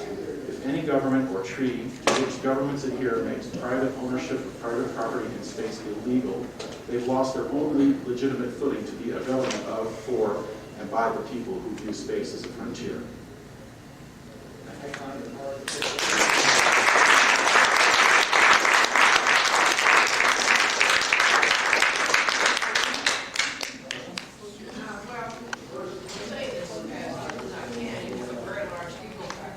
Why, thank you. And you're trying to speak to, talking about things, but in terms of legal rights, you know, the example of your deer or something is you have the right to try to get that deer, and you have the right that if you did get that deer down, to back it up and take it with you. But you do not have the right to that deer if the deer gets away from you. So the thing is that the same way, even if there were international interspace laws, you don't have the right until you put your boot on that. NASA has the best claim right now. NASA can't make a claim. You can't make it. No, there is no claim. But it could, it has the boot on it. It has big contact Yes. on that. And so it has, therefore, a legal right to claim it. One of the factors precludes doing so. Right, so that right that they are unable to claim is basically an unowned property.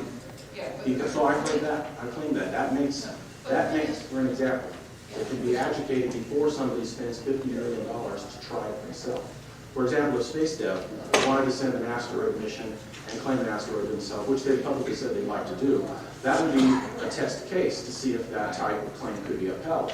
Well, this is a good example of that very similar case. It's not very different from that at all. So where it can be looked at by the law and decided before somebody risks $50 million. But the thing is that the law established law, common heritage, as is that you do it, you have a chance of having a claim if you're actually putting your, Certainly. at least your boot. And But see, I am in pursuit of the property. Yeah. I am trying to raise the money so that I can develop this property. Yeah. Now, if somebody beats me there and puts a boot on it, yes, they win. They have it. But what's the chance of that happening in the next 50 years? Zero. Well, especially you, it's a much better chance than it would be that you would do it, you know, because people are already interested in it. But the thing is that if you're going to follow through with your thing on multiple conclusion, everybody in this room could prominently lay claim to any asteroid, including yours. Yes. And they can pursue development of it, and if they succeed in developing it before somebody else puts a boot on it, it's theirs. What I'm talking about is the assumption of perfection by the addition of work equity or significant work equity, something that improves the property. Brad? If I try to claim Eros next, will you sue me in court? Well, let's go to court. Let's see what happens. The judge decided, no. Well, You owned it, not me. who's got jurisdiction? Jan? In my mind, it appears to be salvage rights as well. Spain doesn't claim a galleon after somebody's, dug it out of the sea. I heard it here again. I said Spain doesn't claim the galleon after it's been dug out of the sea, so it's basically whoever has that equity, the work equity, to recover that property lays claim, it's finders keepers. My other question is, do you and your company have any plans to send an unmanned vehicle to that? I would prefer to raise enough money to immediately send a manned mission. There's no point in sending an unmanned mission. What's the point? Yes. Very glad to hear that, because although I wasn't necessarily interested in Asteroid, I will be mining on Mars. I've been mining with 34 countries for 30 years, and I know very much about mining rights. You have failed to file for the most important thing, that if I file after you, I can take your asteroid from you. You have said one word that you filed for air rights.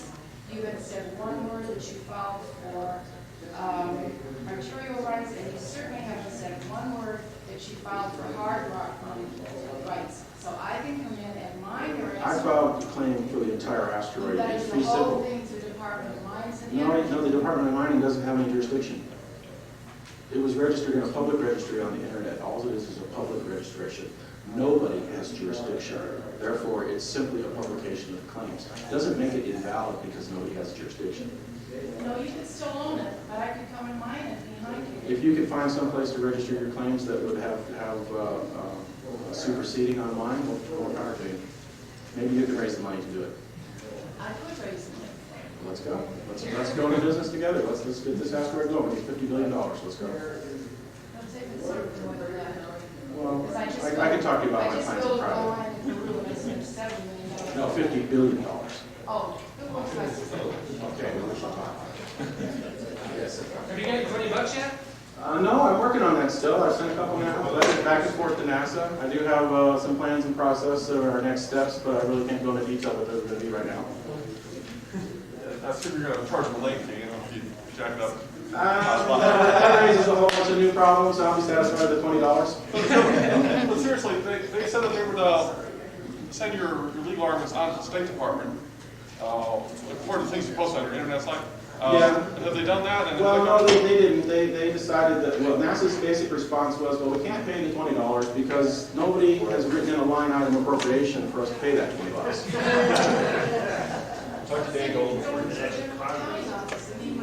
Well, I've got a lot of advisors who give me good advice, and maybe I have a plan in place. Greg, you got a lot of advice. Has anybody advised you yet to put this to the test by filing a lawsuit against NASA? Yes, I've had that advice. Bring it into the court system. Can't really say what we're going to do, but I've had that advice, yes. Back there, please. Any plans to rename it, or are you going to stick with 443? No, but the first city, we're going to keep it Eros because there's kind of a nice tourist factor to that perhaps down the road. And but the first city, I'm going to name Gagarin. The first city will be named Gagarin after Yuri Gagarin, the first human being in space. Yes, ma'am. Well, two things. Have you set a notice, date that you're going to send in the final due date notice for your $20? And does this mean that all those people who've been selling 1 square inch of the moon have a claim? Because they have done also work to develop, they've mapped, they've numbered their little plots, they've issued certificates. Well, I would call that an improvement of the property. So in a way, whoever did that has improved the property by subdividing it. So perhaps those claims are legal too, I'm not sure. Well, if they are legal, it's going to make lunar development a nightmare. Well, I don't think they've sold every inch yet, have they? No, that's true, but if they sold a nice crater that somebody really wants, who's willing to go there and get it, are they going to have to then pursue the owners of all those square inches and talk to them? Well, it depends on how they want to, how it eventually gets sorted out as to who puts the foot down first. I mean, if I can raise the $50 billion on the assumption of perfection and the assumption that nobody else is going to do it for 50 years, well, I shouldn't, get that kind of investment money and make it. That's 80 trillion tons of rock up there. It's got to be worth more than $50 billion. Particularly if the survey works out. So I've had my webmaster put this on my website at erosproject.com and orchid.com. I'd like to point out that the mineral exploration business is full of these companies that do nothing but trade paper. They trade titles to properties with geologic information attached to it. Right. That's all they do. So it is an equity. They make money every It year. absolutely is an equity, and it's worth money. And if I could find somebody who would want to buy my rights to this for $20 million, it's possible I might sell it, because anybody who paid me $20 million for my right is probably going to do a better job of developing information. Mr. Bagley, please. Yeah, thank you for a very provocative tour de force. This is the first time I heard something like this. Excellent. And as a former L5, needless to say, I agree with the sentiment. But as a political scientist, I think you've extended the legal notion that you can indict a ham sandwich to the notion of you can claim a ham sandwich in space. Well, if I get there first, it's mine, right? That's right. Any other questions? It's very, yeah, it's So very, years until someone else gets there. expression by was very Could good. be, and it was right up with Courtney. Okay, thank you very much. Can your company now claim it as an asset? I think I need to settle it with, if I get my $20. If I get my $20, then I think I might list it on the income tax form and see what happens. Have you issued past due notices yet, at least, or? Not really. I've been communicating with the head of National Legal's affair, Ed Frankel. So I've kind of short-circuited the entire appeals process and the process that they have at NASA to handle claims like this nature. So the next step has to go outside NASA. Yes, ma'am. Well, how do you explain about this claiming issue with common heritage? Common heritage? Yeah. I said that the UN is a confederation of states, and because all the states party to it can't make claims, I don't think that a confederation of states can make claims. So if no claim has been made, you can't say it's in the commons because there is no common property because property hasn't been claimed yet. It's still just things out there until somebody claims it. Guys, someone will ask her, do you want to go get it? Thank you very much.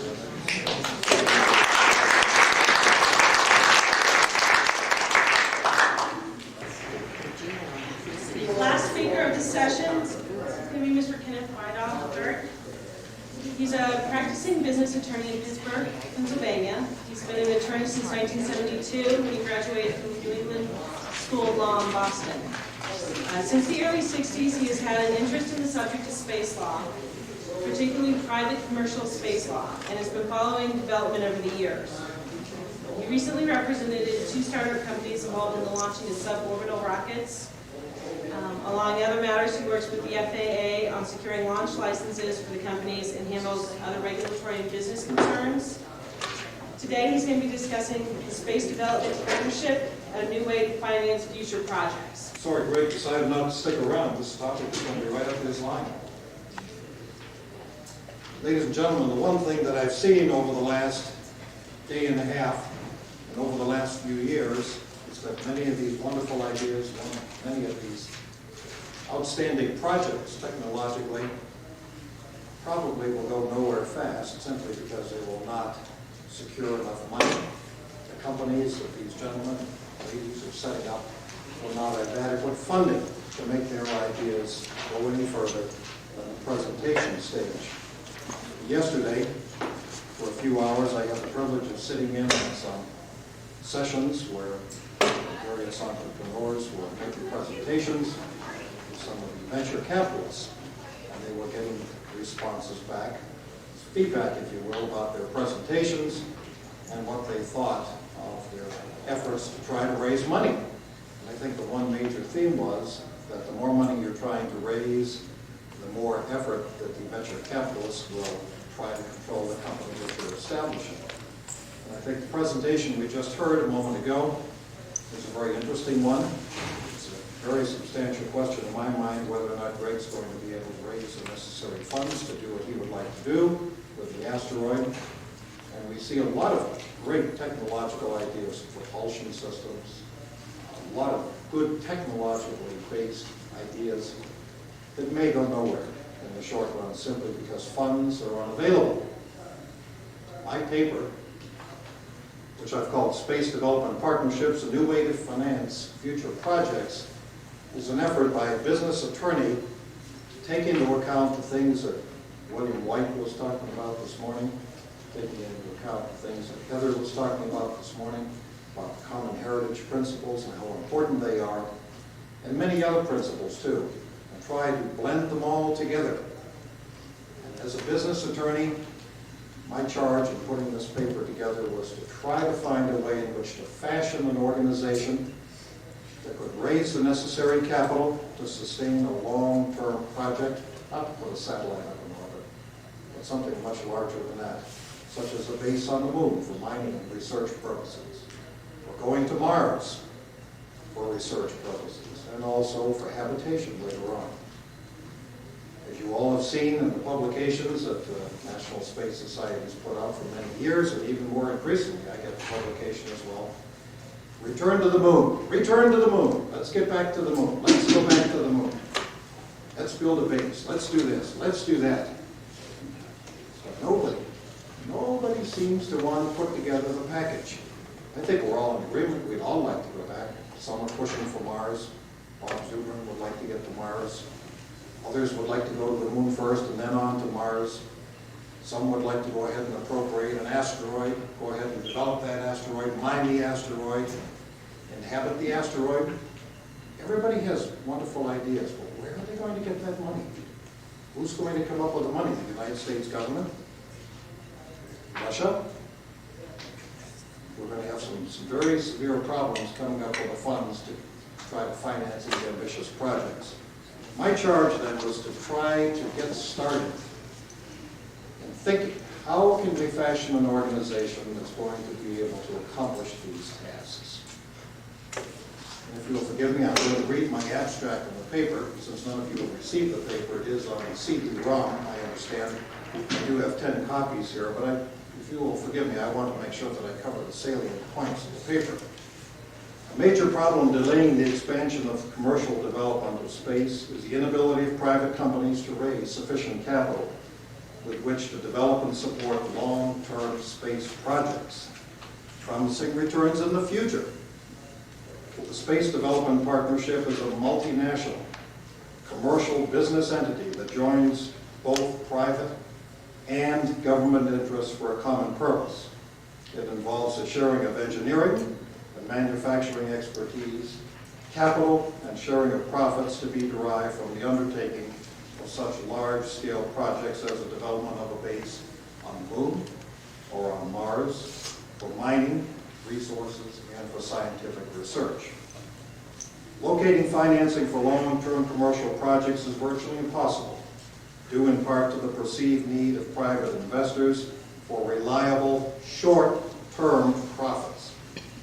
Venture capital money is currently unavailable and insufficient in amount to finance such large-scale projects.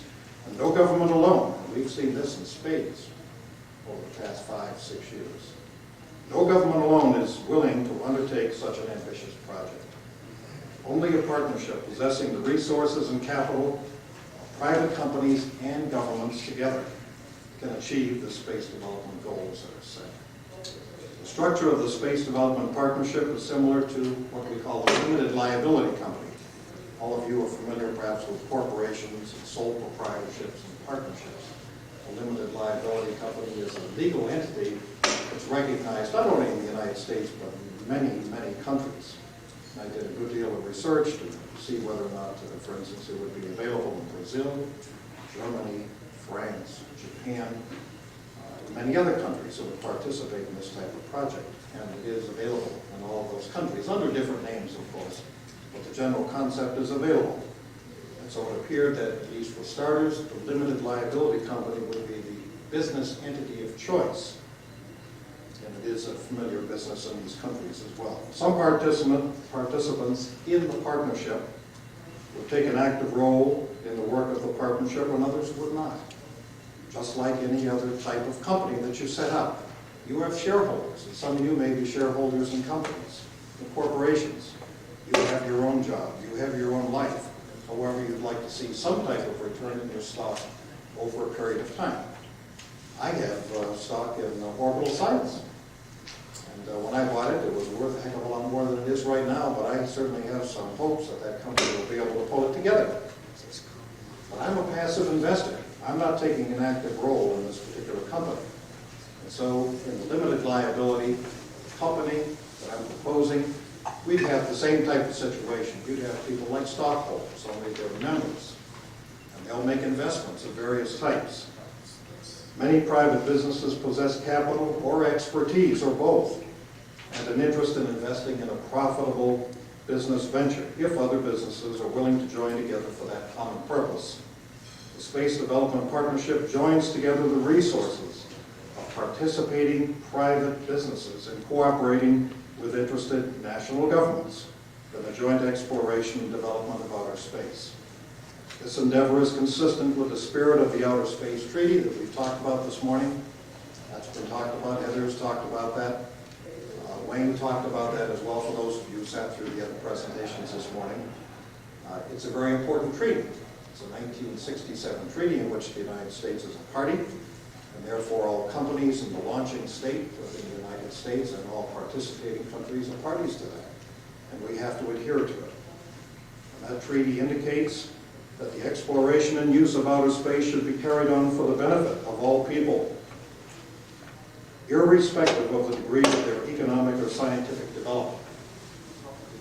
Multinational investment in the Space Development Partnership assures all participants, no matter how modest their investment, of involvement in the project, limited liability, and a future return on their investment. So what is this all about, now that I've read my abstract?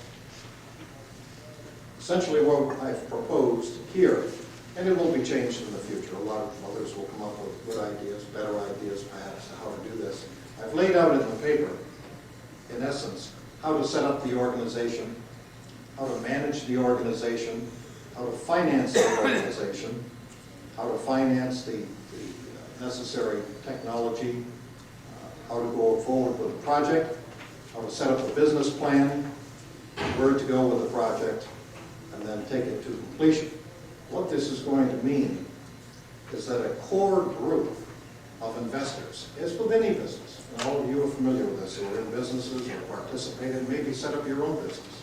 And again, I'm looking at this as a business owner, one who actually helps people set up their company, decide what kind of business entity we're going to use, how are we going to fund this, how long is it going to last? Is it going to be one of these companies that's around for a year or two and then it folds?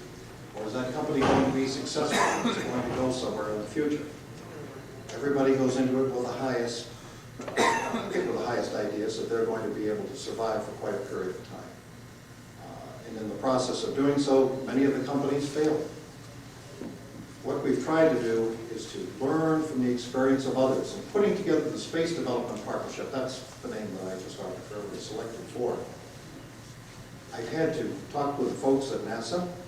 I've talked with a number of the attorneys that are on the staff that have worked for the last 10 to 15 years on the International Space Station, because that is the only project.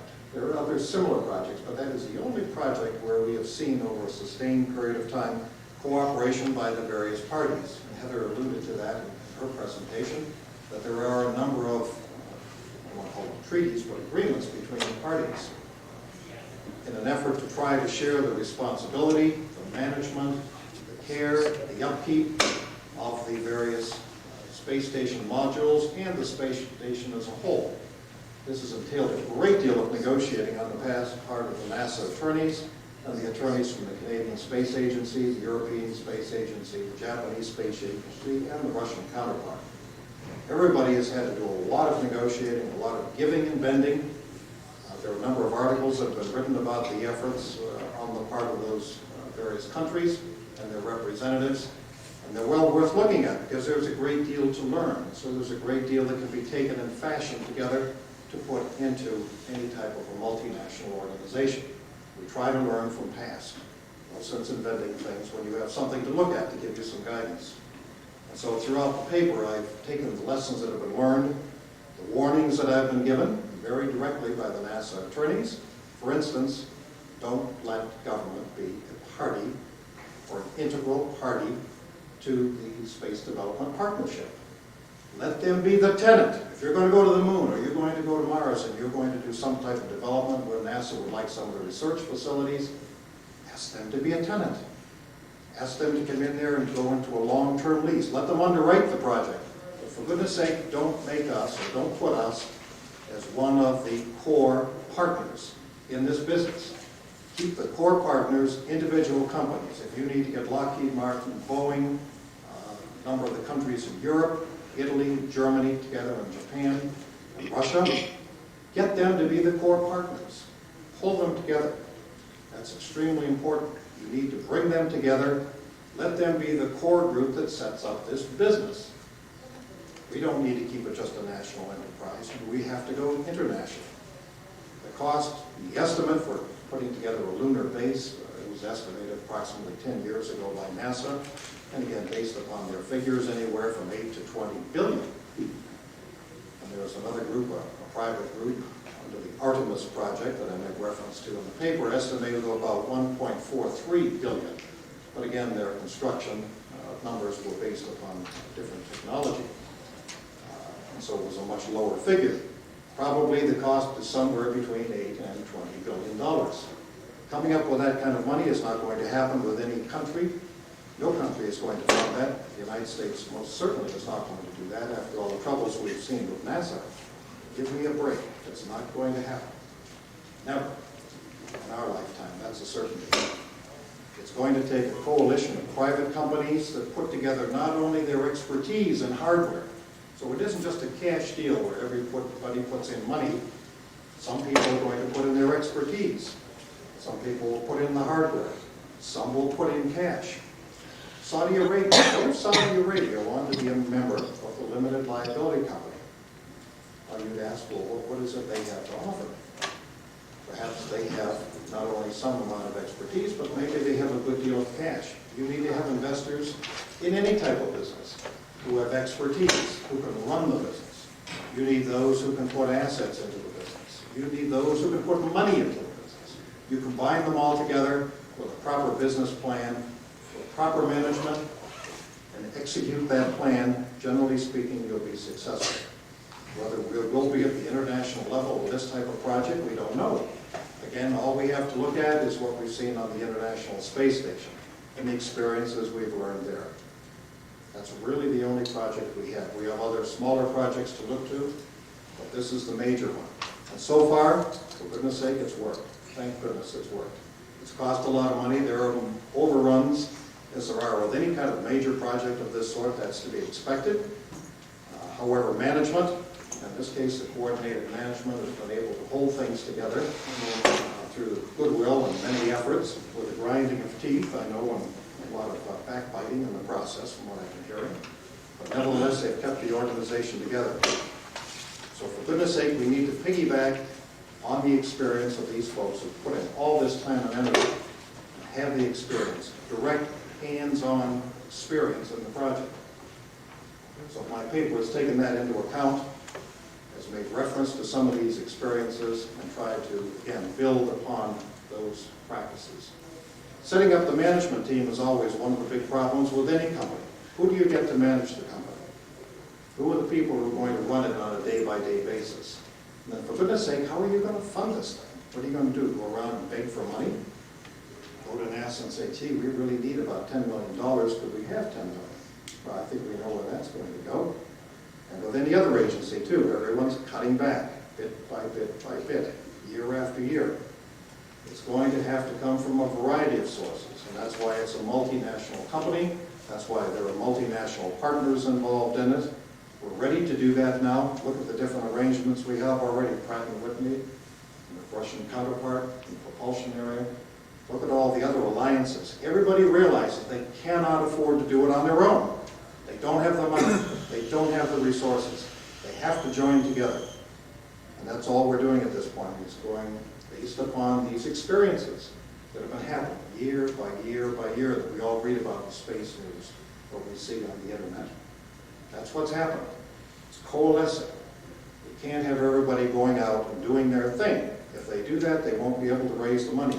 Greg is going to have a problem coming up with the money he wants for his project. It's a very worthwhile project, but will he get that money?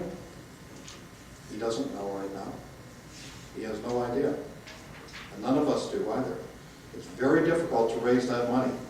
The venture capitalists yesterday who were here listening to the presentations, very modest presentations indeed in comparison to what I'm talking about, were very skeptical about something.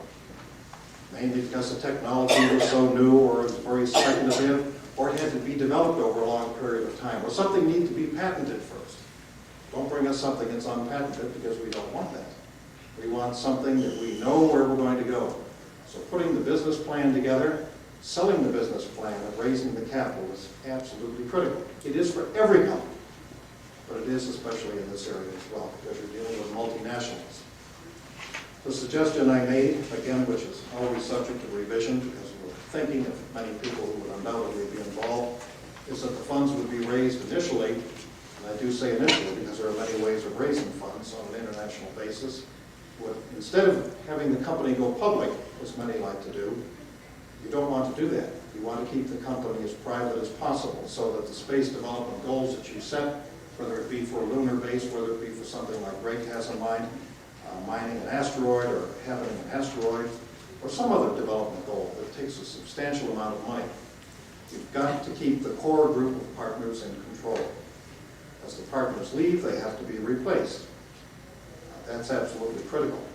And so what I had suggested in the paper is that we have private offerings. I checked a number of the countries that would be involved in this type of thing, and they all have provision, with the exception of one, for private placements or private offerings of securities at this point, or membership units in the Space Development Partnership. That would allow not only companies that are actively participating and obviously have an active role and will receive units rather than shares of stock, but it would also allow individuals, let's say Dennis Tito, said, well, okay, I think this is a great idea. I'd like to put 20 million into this thing. How many units or how many membership units can I get? We could have the ability, through this organization, to have individuals be members as well. There's no reason why you can't do that. You can have private companies, even though they're not going to have an active interest in the program itself, they could invest a modest amount of money. The thing we have to bear in mind more than anything else is that the individuals and the companies involved in any kind of a company want payback. They want to know that you've got a realistic plan, that plan is going to go into fruition, and that they're going to get something back for their money. Now, if it takes 10 years or 15 years to realize that, that's one thing. But you need to make it crystal clear to these individuals that there is going to be some payback, and they'll be participating in some manner in that. That's all part of the arrangement that we need to present. Again, I'm trying to present this as a practicing attorney, as an attorney who's trying to put something together from scratch, essentially, to raise large amounts of capital. These are the concerns that the venture capitalists have. These are the concerns that anybody has when they put money down and want to set up a company and get started. Extremely important. The other things that are very important were mentioned initially by Heather, but you talked about the common heritage principles. And even though the United States is not a party to the Moon Treaty, we all know that's where the common heritage aspect really got moving in some, I think to some degree. Certainly the Outer Space Treaty, that all of you are familiar with, I'm sure, from 1967, although they don't use that particular terminology to the same extent, I think you get the drift of it, and that is we're supposed to participate. And we're supposed to do things that are for the common good. When you're going around from one country to another, trying to solicit the help of not only the national government, but companies within that organization, and then you're trying to raise capital through private placements within that country, you have to have the goodwill of the different countries. As our political scientist in the back of the room would know at this point, that's extremely important. You need the goodwill of the different governments. Is that right, Michael? Indeed. So it's very important that you try not to alienate them. And you're going to be dealing with countries that the common heritage principle was very important, whether it be Argentina. Brazil now is a big player in the aerospace industry at this point. Perhaps that's maybe not quite so important to them now, but there'll be many other countries where it is. And you'll be going there to raise funds. You've got to keep these principles in mind. We just cannot abandon them to chuck them. That would be very, very foolish. We're going to need the help of NASA. If we're going to have NASA be a tenant, maybe the Russian Space Agency would like to be a tenant. Maybe ESA, European Space Agency, would like to be a tenant in this facility that the private companies as a consortium are then going to construct. We have to have some goodwill. So this organization has to be very mindful of politics. They have to be very mindful of the current treaties that are in effect. And they're going to need the help of people like Wayne, where Wayne can go in with his draft treaty dealing with property issues, because that brings up the final point that I'll mention today, And that is, there are many unresolved issues right now whereby companies do not want to step into the space environment for commercial purposes because of problems with liability insurance. What do we do about that? What if somebody's building something on the moon and somebody gets hurt or somebody gets killed? How do we handle that? What happens if something happens in low Earth orbit while we're trying to transition, go from the orbit to the lunar orbit in order to bring things to the moon? There are a whole host of legal issues, liability issues, insurance issues, practical insurance issues that need to be addressed. What do we do about property rights? Wayne was talking about that this morning a few hours ago, dealing with that subject, and I had a proposed treaty on that subject, trying to address some of these very important issues. Somebody has got to bite the bullet and get going on these issues as a practical matter. Things are left way up in the air. Greg brought up another good subject. He brought up the property issues again today. All of the individuals who preceded me have brought up great issues that are unresolved and make it very difficult for any consortium, regardless of how large or regardless of how influential or well-funded. They are going to have to address them one time or another.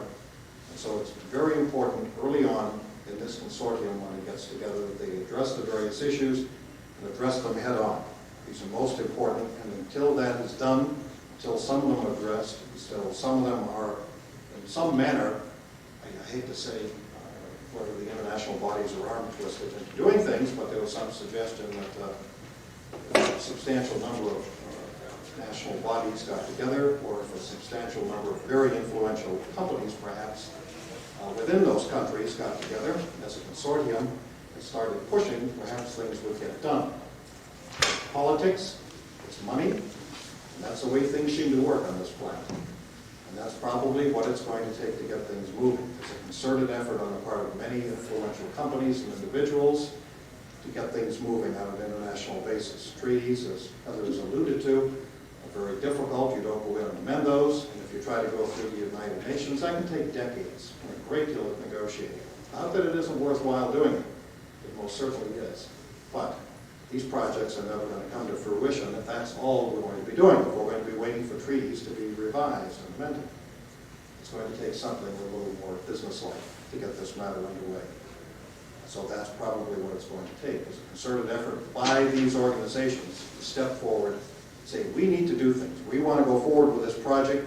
We need your help, legislators of this particular country. Help us.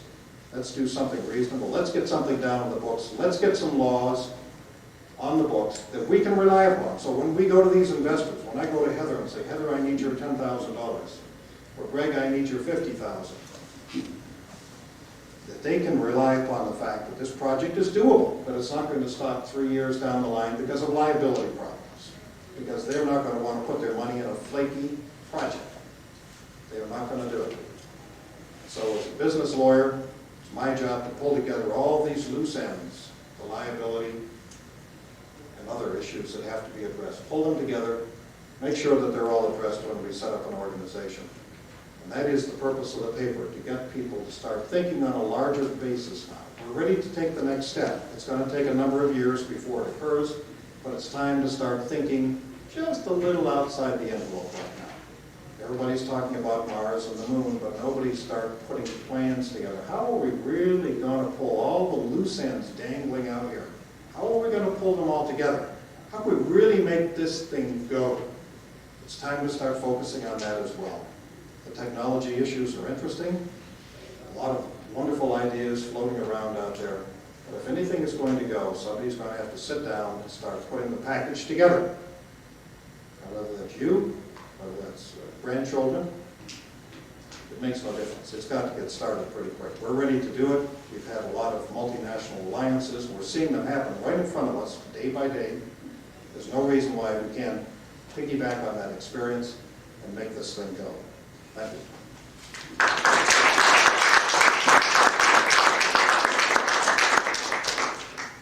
Trust all of you would like to get out of here. I do have some copies of the paper. It is on CD-ROM, but if anybody wants one, I have a couple of extra copies.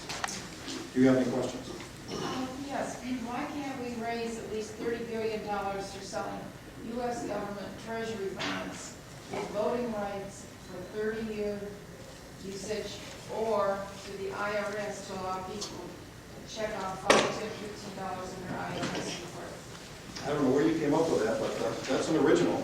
I don't know how to answer that Why one can't we for do you. it? We raise money for political offices to pay for people to be president of the state.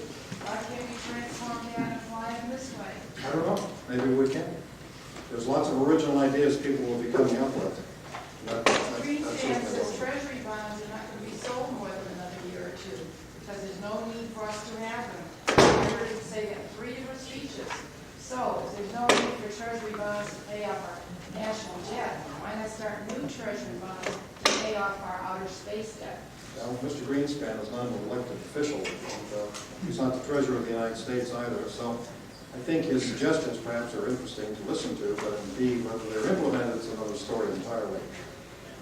But it's interesting, though. I think there are lots of ideas out there for financing.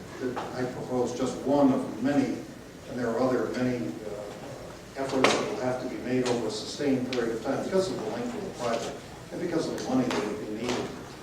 There are a lot of folks who will have some fine ideas how to raise the funds. Again, this is just a starter paper to try to get things moving in that direction. Yes, Greg? What would you think of futures contracts for deliverables from asteroids? Yeah, I can see that. I can see that. It's being enforceable. Anybody else?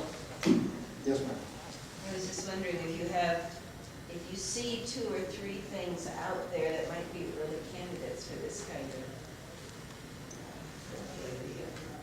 I think the initial approach in trying to bring together the core group is the very difficult part. There has to be some organizations who are influential enough to try to bring together the core group. I could see something like Boeing, Lockheed Martin. You have to get some large players because you need hardware, you need financing, you need people who are influential, that have political clout. You have to combine all of those in one shot.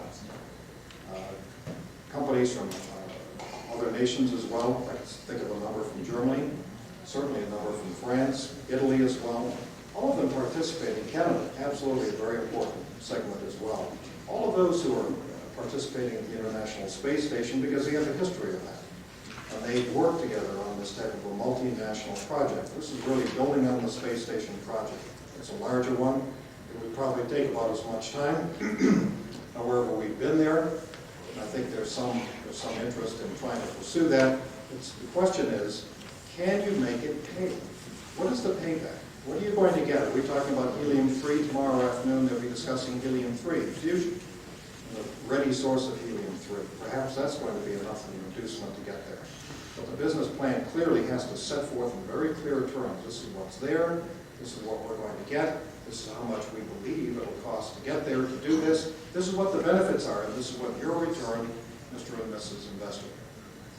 That's what we have to do. My question was, do you see any proposed, any support for proposed projects that might be funded this way with a visible return? I mean, my view of Boeing, and I may be wrong, is that they're willing to do whatever anyone suggests that would pay them money.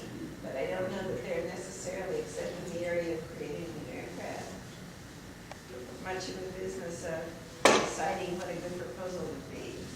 I mean, initiating it, bringing it up. Well, that could very well be the case.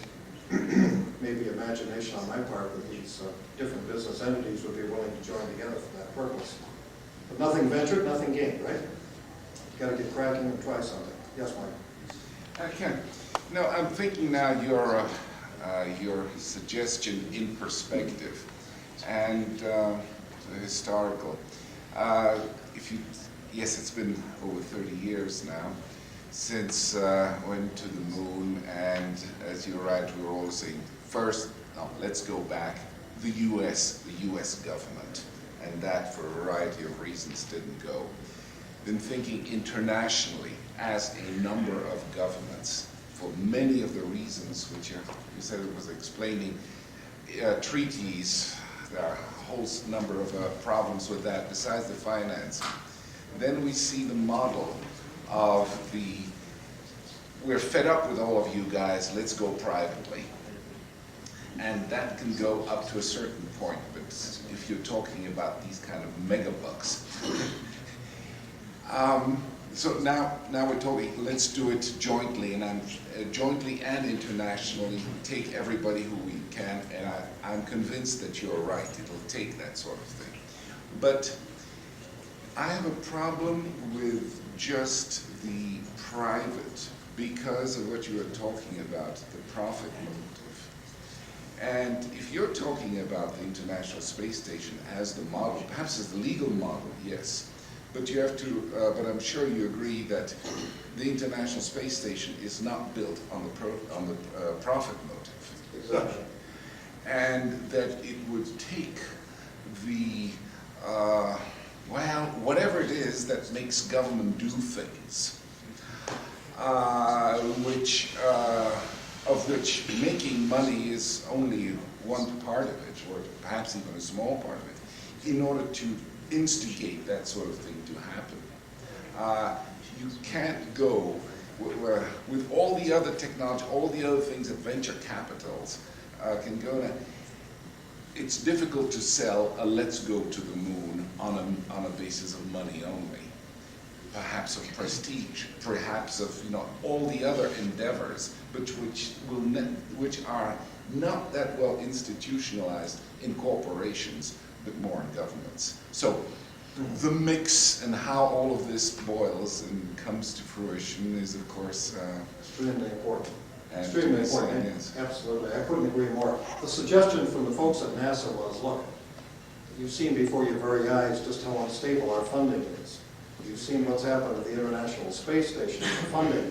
Why, in goodness name, would you want NASA to be a core partner in your business? It was my first thought that let's do that. Let's bring these people in. Why not?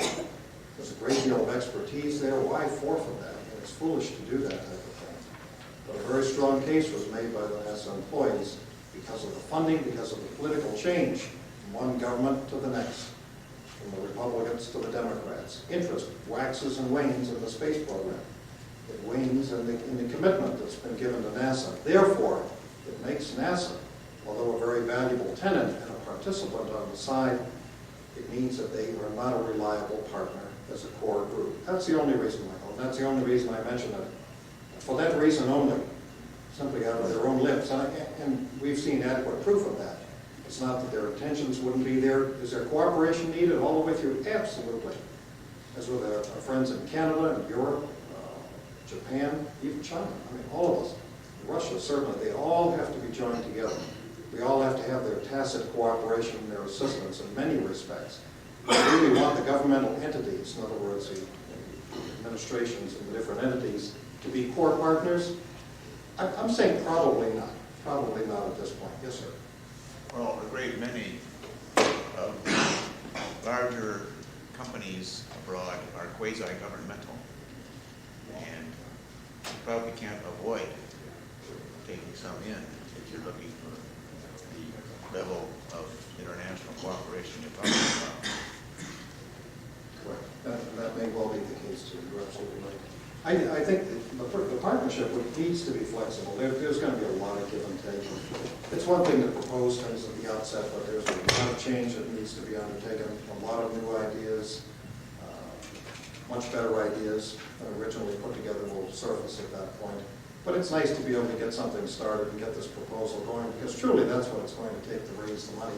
Some multinational effort is going to be needed, whether it includes governmental entities along with it. It just may again include that. It seemed to be the wise choice because of the instability in many of the governments not to do that. Because you can't have funding partners saying, well, we've changed our mind. We have a president. We're no longer interested in this program. Gee, they've become a core partner in the business. They've put millions of dollars into it, but now they've decided it's really not worth the time and effort. We'd like to withdraw. You've got to keep the core partnership stable. It's very important. But how you integrate, as you mentioned, whether the companies are quasi-governmental, that type of thing, it certainly will involve some relationship. Yes, sir. Just one other thing for the laundry list there is we have seen changes in cost estimates. If I were being approached to invest, I have maybe $50 spare right now, but if I was being I want to know what's it going to take to get the business off the ground, so, and it could be very hard to predict that in a real way. Yes, it would be very difficult to do that. I don't think we have enough experience in that area. Certainly that's something that would have to be looked at very carefully from many different, I think, expertise would have to be looked into that. There are a lot of ideas out there. I think we've all seen many articles about different types of modules that can be built on the moon, different types of activities that can go on. There's a wealth of ideas out there. The group, the core partners would end up having at that point to make a decision about what they were going to do after taking a very careful look to see what's available. Then put a price tag on it. Then go back to these people and say, okay, talk is cheap. You've written all these articles, but what is it going to cost me to buy 5 of these units? What are you going to charge me for? And are you going to help me put them up? And what's the cost going to be for that? And so everything is going to be somewhat speculative at the outset, but I think somebody needs to get going. Someone needs to go ahead and put a price tag on it, and then the price tag is going to change. We've seen from past experience, no reason why we shouldn't learn from the past, everything costs more than you estimated at the outset. No question about it. So you've got to build in a very substantial factor where you're going to have an overage. You have to fund accordingly for that in anticipation of that, and then probably going to have to fund in addition to that on top of it. That's all there is to it. You've got to piggyback on past experience. We have the Apollo program to look at, a very major program. It would be absolutely foolishness to look past that program and all the management expertise that was developed at this point. I've looked at that very carefully as well, and trying to put this together and taking some of the attributes of that, trying to build it into this very relatively short paper. Valuable experience was learned here, not to be passed up in a large project of that sort. Certainly the International Space Station, even though it is between governmental entities, and I was warned about that as well. Please just don't take everything we tell you, because certain aspects of the management are very valuable, but many of them are not, because they relate to intergovernmental agreements and intergovernmental dealings which are not relevant to what you're doing. That's fine. We'll set those aside. But trying to make an amalgam of all of these experiences we've had and bring them together, putting them into one business entity is quite an undertaking, quite frankly. But that's what I'm trying to propose, and then a lot of folks will come after me and propose a lot of, I think, fine ideas from practical experience, which I don't have, and try to bring this together as a business entity and make the thing go. But you certainly have a fine concept. Of course, implementation is where the big trouble is. And I think that you need to have thought about, and hopefully you have, not leaving it starting, is how to get people interested, or companies or organizations interested. Because, some companies are putting out billions of dollars of their own money to buy another company, to build a new nuclear plant, to do whatever else. They'll put out that money because they can see that from their viewpoint it's worth it. Even though they have stockholders they have to account for usually. And there's other people who have a lot of money, like who put out their own money, right? And there are people who have a lot more money than he does.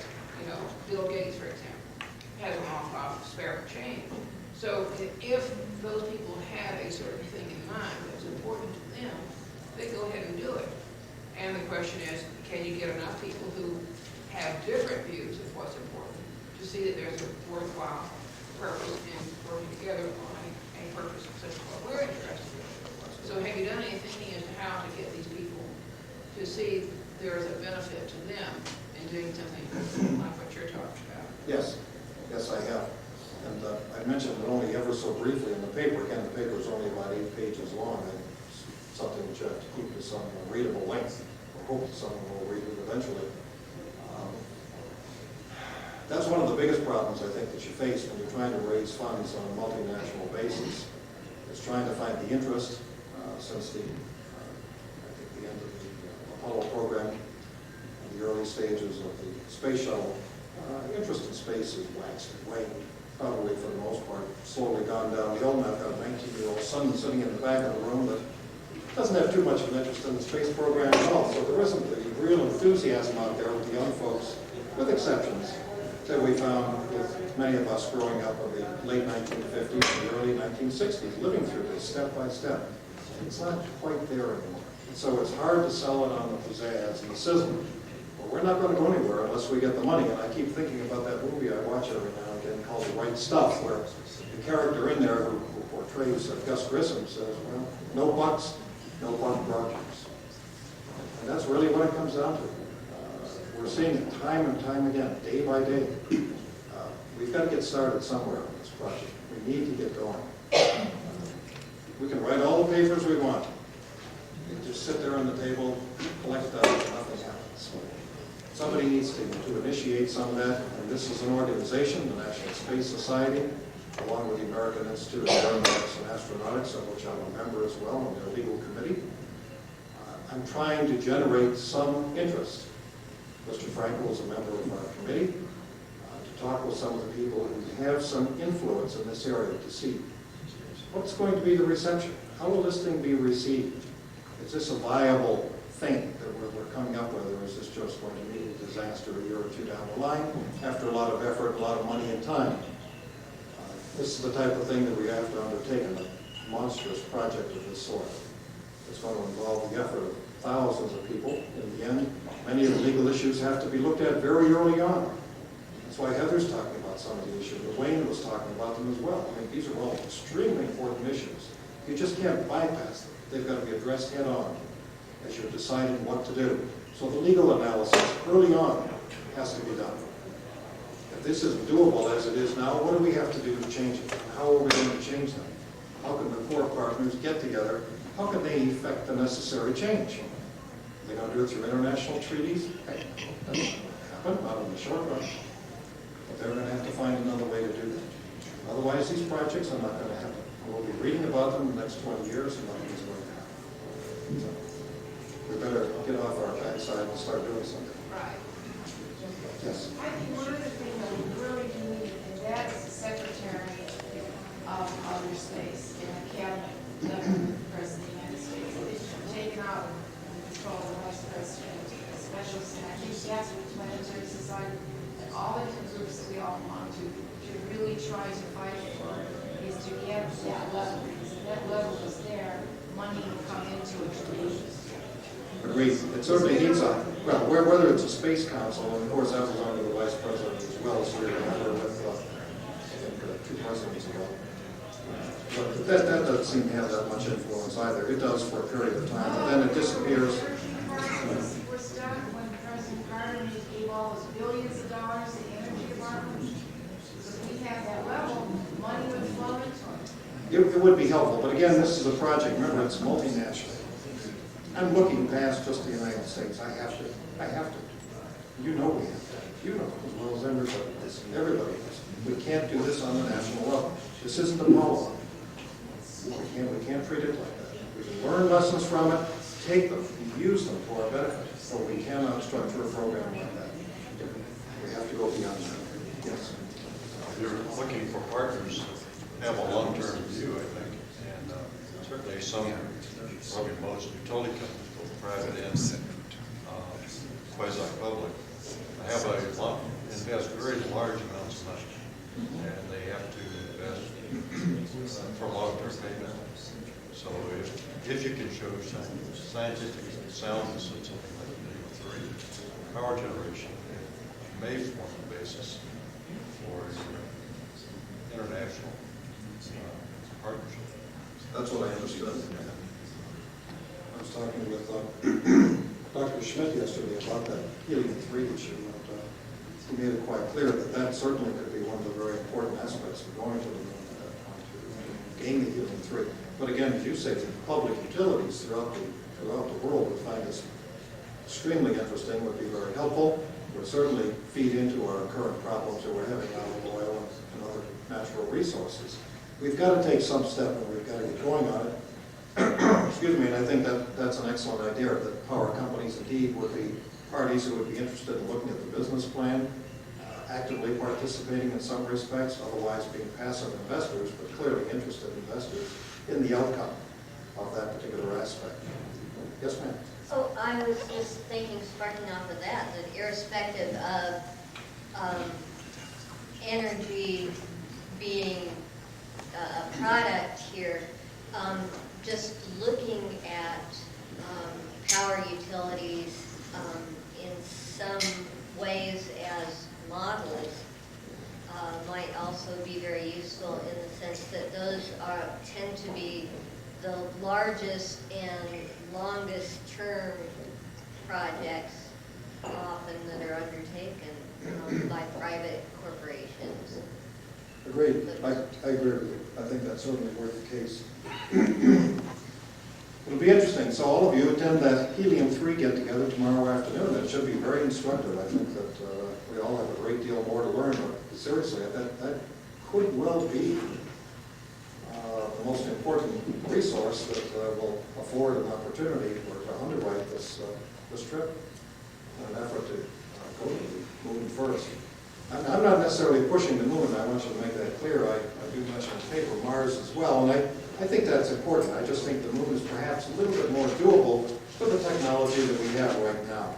And I think there's a great deal to be learned by going there first. A lot of lessons that can be learned that can be applied when we get to Mars. No reason why we shouldn't, again, learn the easiest way, spend the least amount of money, and try to learn some lessons, and then take those forward to the next step. And Mars clearly, I think, would be the next step, or at least for a major program. Greg's type of program, mining of asteroids, that's important as well. That's equally as important. I don't mean to relegate that at all by any stretch. This is another means, perhaps, of raising funds to that extent. It's just that the moon base and the resources on the moon and going to Mars tends to have a little more pizzazz and maybe a little easier to sell. Again, I'm trying to look at this as a practicing attorney representing a client, where the client says, I need your help, I need you to raise some money for me, or help me raise some money, give me suggestions, give me ideas. That's how I'm looking at this project. Not as a scientist, not as more of a businessman. I was also thinking of the timeline and noting that the longest time to return on investment that I'm aware of is stuff like dams and canals people are working on. But some people have proposed trying to structure things so that you get some return before the project is finished. And I'm wondering if that would give you, I guess your partners would have to share. You could have one company that was interested in something like entertainment. It could be done faster. Absolutely. Would there be a way to get the rest of the partners to share in that return? No, I don't think there's any question about it. Remember, we're talking about a multinational operation, and so there's certainly a lot of rights that would be very good, as you mentioned, from the entertainment standpoint. Obviously, the multimedia, the media would be a participant in all of this activity, would have to be. All of this would gain a great deal of media attention, so you bring them in right from the outset. Make them perhaps even a core party, or a core partner in the entity at that point. They would have a very direct interest in that. And so a lot of things, you're absolutely correct. There could be some feedback for them almost immediately because of what they would put together as the project went along. And likewise in the mining area too. There are some things that perhaps can be phased in. Again, that's something beyond my expertise, but there are projects that can be phased in where they, as you indicate, give some feedback before the project is totally brought to a halt, or at least from a funding standpoint. But what I'm thinking is there a way to get the partners whose interest is in something that doesn't happen until the end, like maybe people who want to build an observatory on the far side, they don't get any data that it's built. Is there a way to get them to share in the immediate returns and get the immediate returns people to share in the late returns so that it all continues to hold together? There may be, and that's something certainly the partners would have to talk about. And I think as the project went forward too, you'd find investors, I mean like yourself, if somebody came to you, you posed the idea, I'm going to give you $20 million like Dennis Tito did to the Russian Space Agency for doing this launch. I want something in return. I mean, what is it you're going to give to me? I see your plan, your business plan here, but what am I going to get back? I want to see something back in 5 years. I don't want to wait for 15 years till this project is completed at this point. And so I think the partners have to take that into account. They've got to realize they'll be dealing with people like Bill Gates, and Bill Gates is going to say, look, I've got plenty of money, and I'd love to get into this project. What's in it for me? Sell me. And this is what the partners have to do. They are salespeople, and that's what they're doing. They're raising funds. They have to approach investors of different types who have different interests, sometimes conflicting. And the question is, how are they going to handle it? How they can do it. But it's just a question of how you structure your plan to appeal to the different investors. That's the challenge, isn't it? No, that's the challenge. That's an interesting one. And you guys are all up to it. All you have to do is just keep going on it. It's not that hard. You know, Yes, sir. just an idea for lunch, or just to think of. Al and I were just reasoning, how about tapping into the estimated $1 trillion or so of hot illegal money? How about bonds which would be safe and immune from confiscation by any government and no questions asked? Instead of junk bonds, you're That's talking why we need some about innovative financing, Michael. Innovative financing is always appreciated. No question about it. I'm sure there's ways of finding a way to do that. We'll call it a moon bond. All right, we're going to go ahead and end the session because it's lunchtime. I want to thank everybody who spoke and who hung around and asked questions. And we'll see you all this afternoon.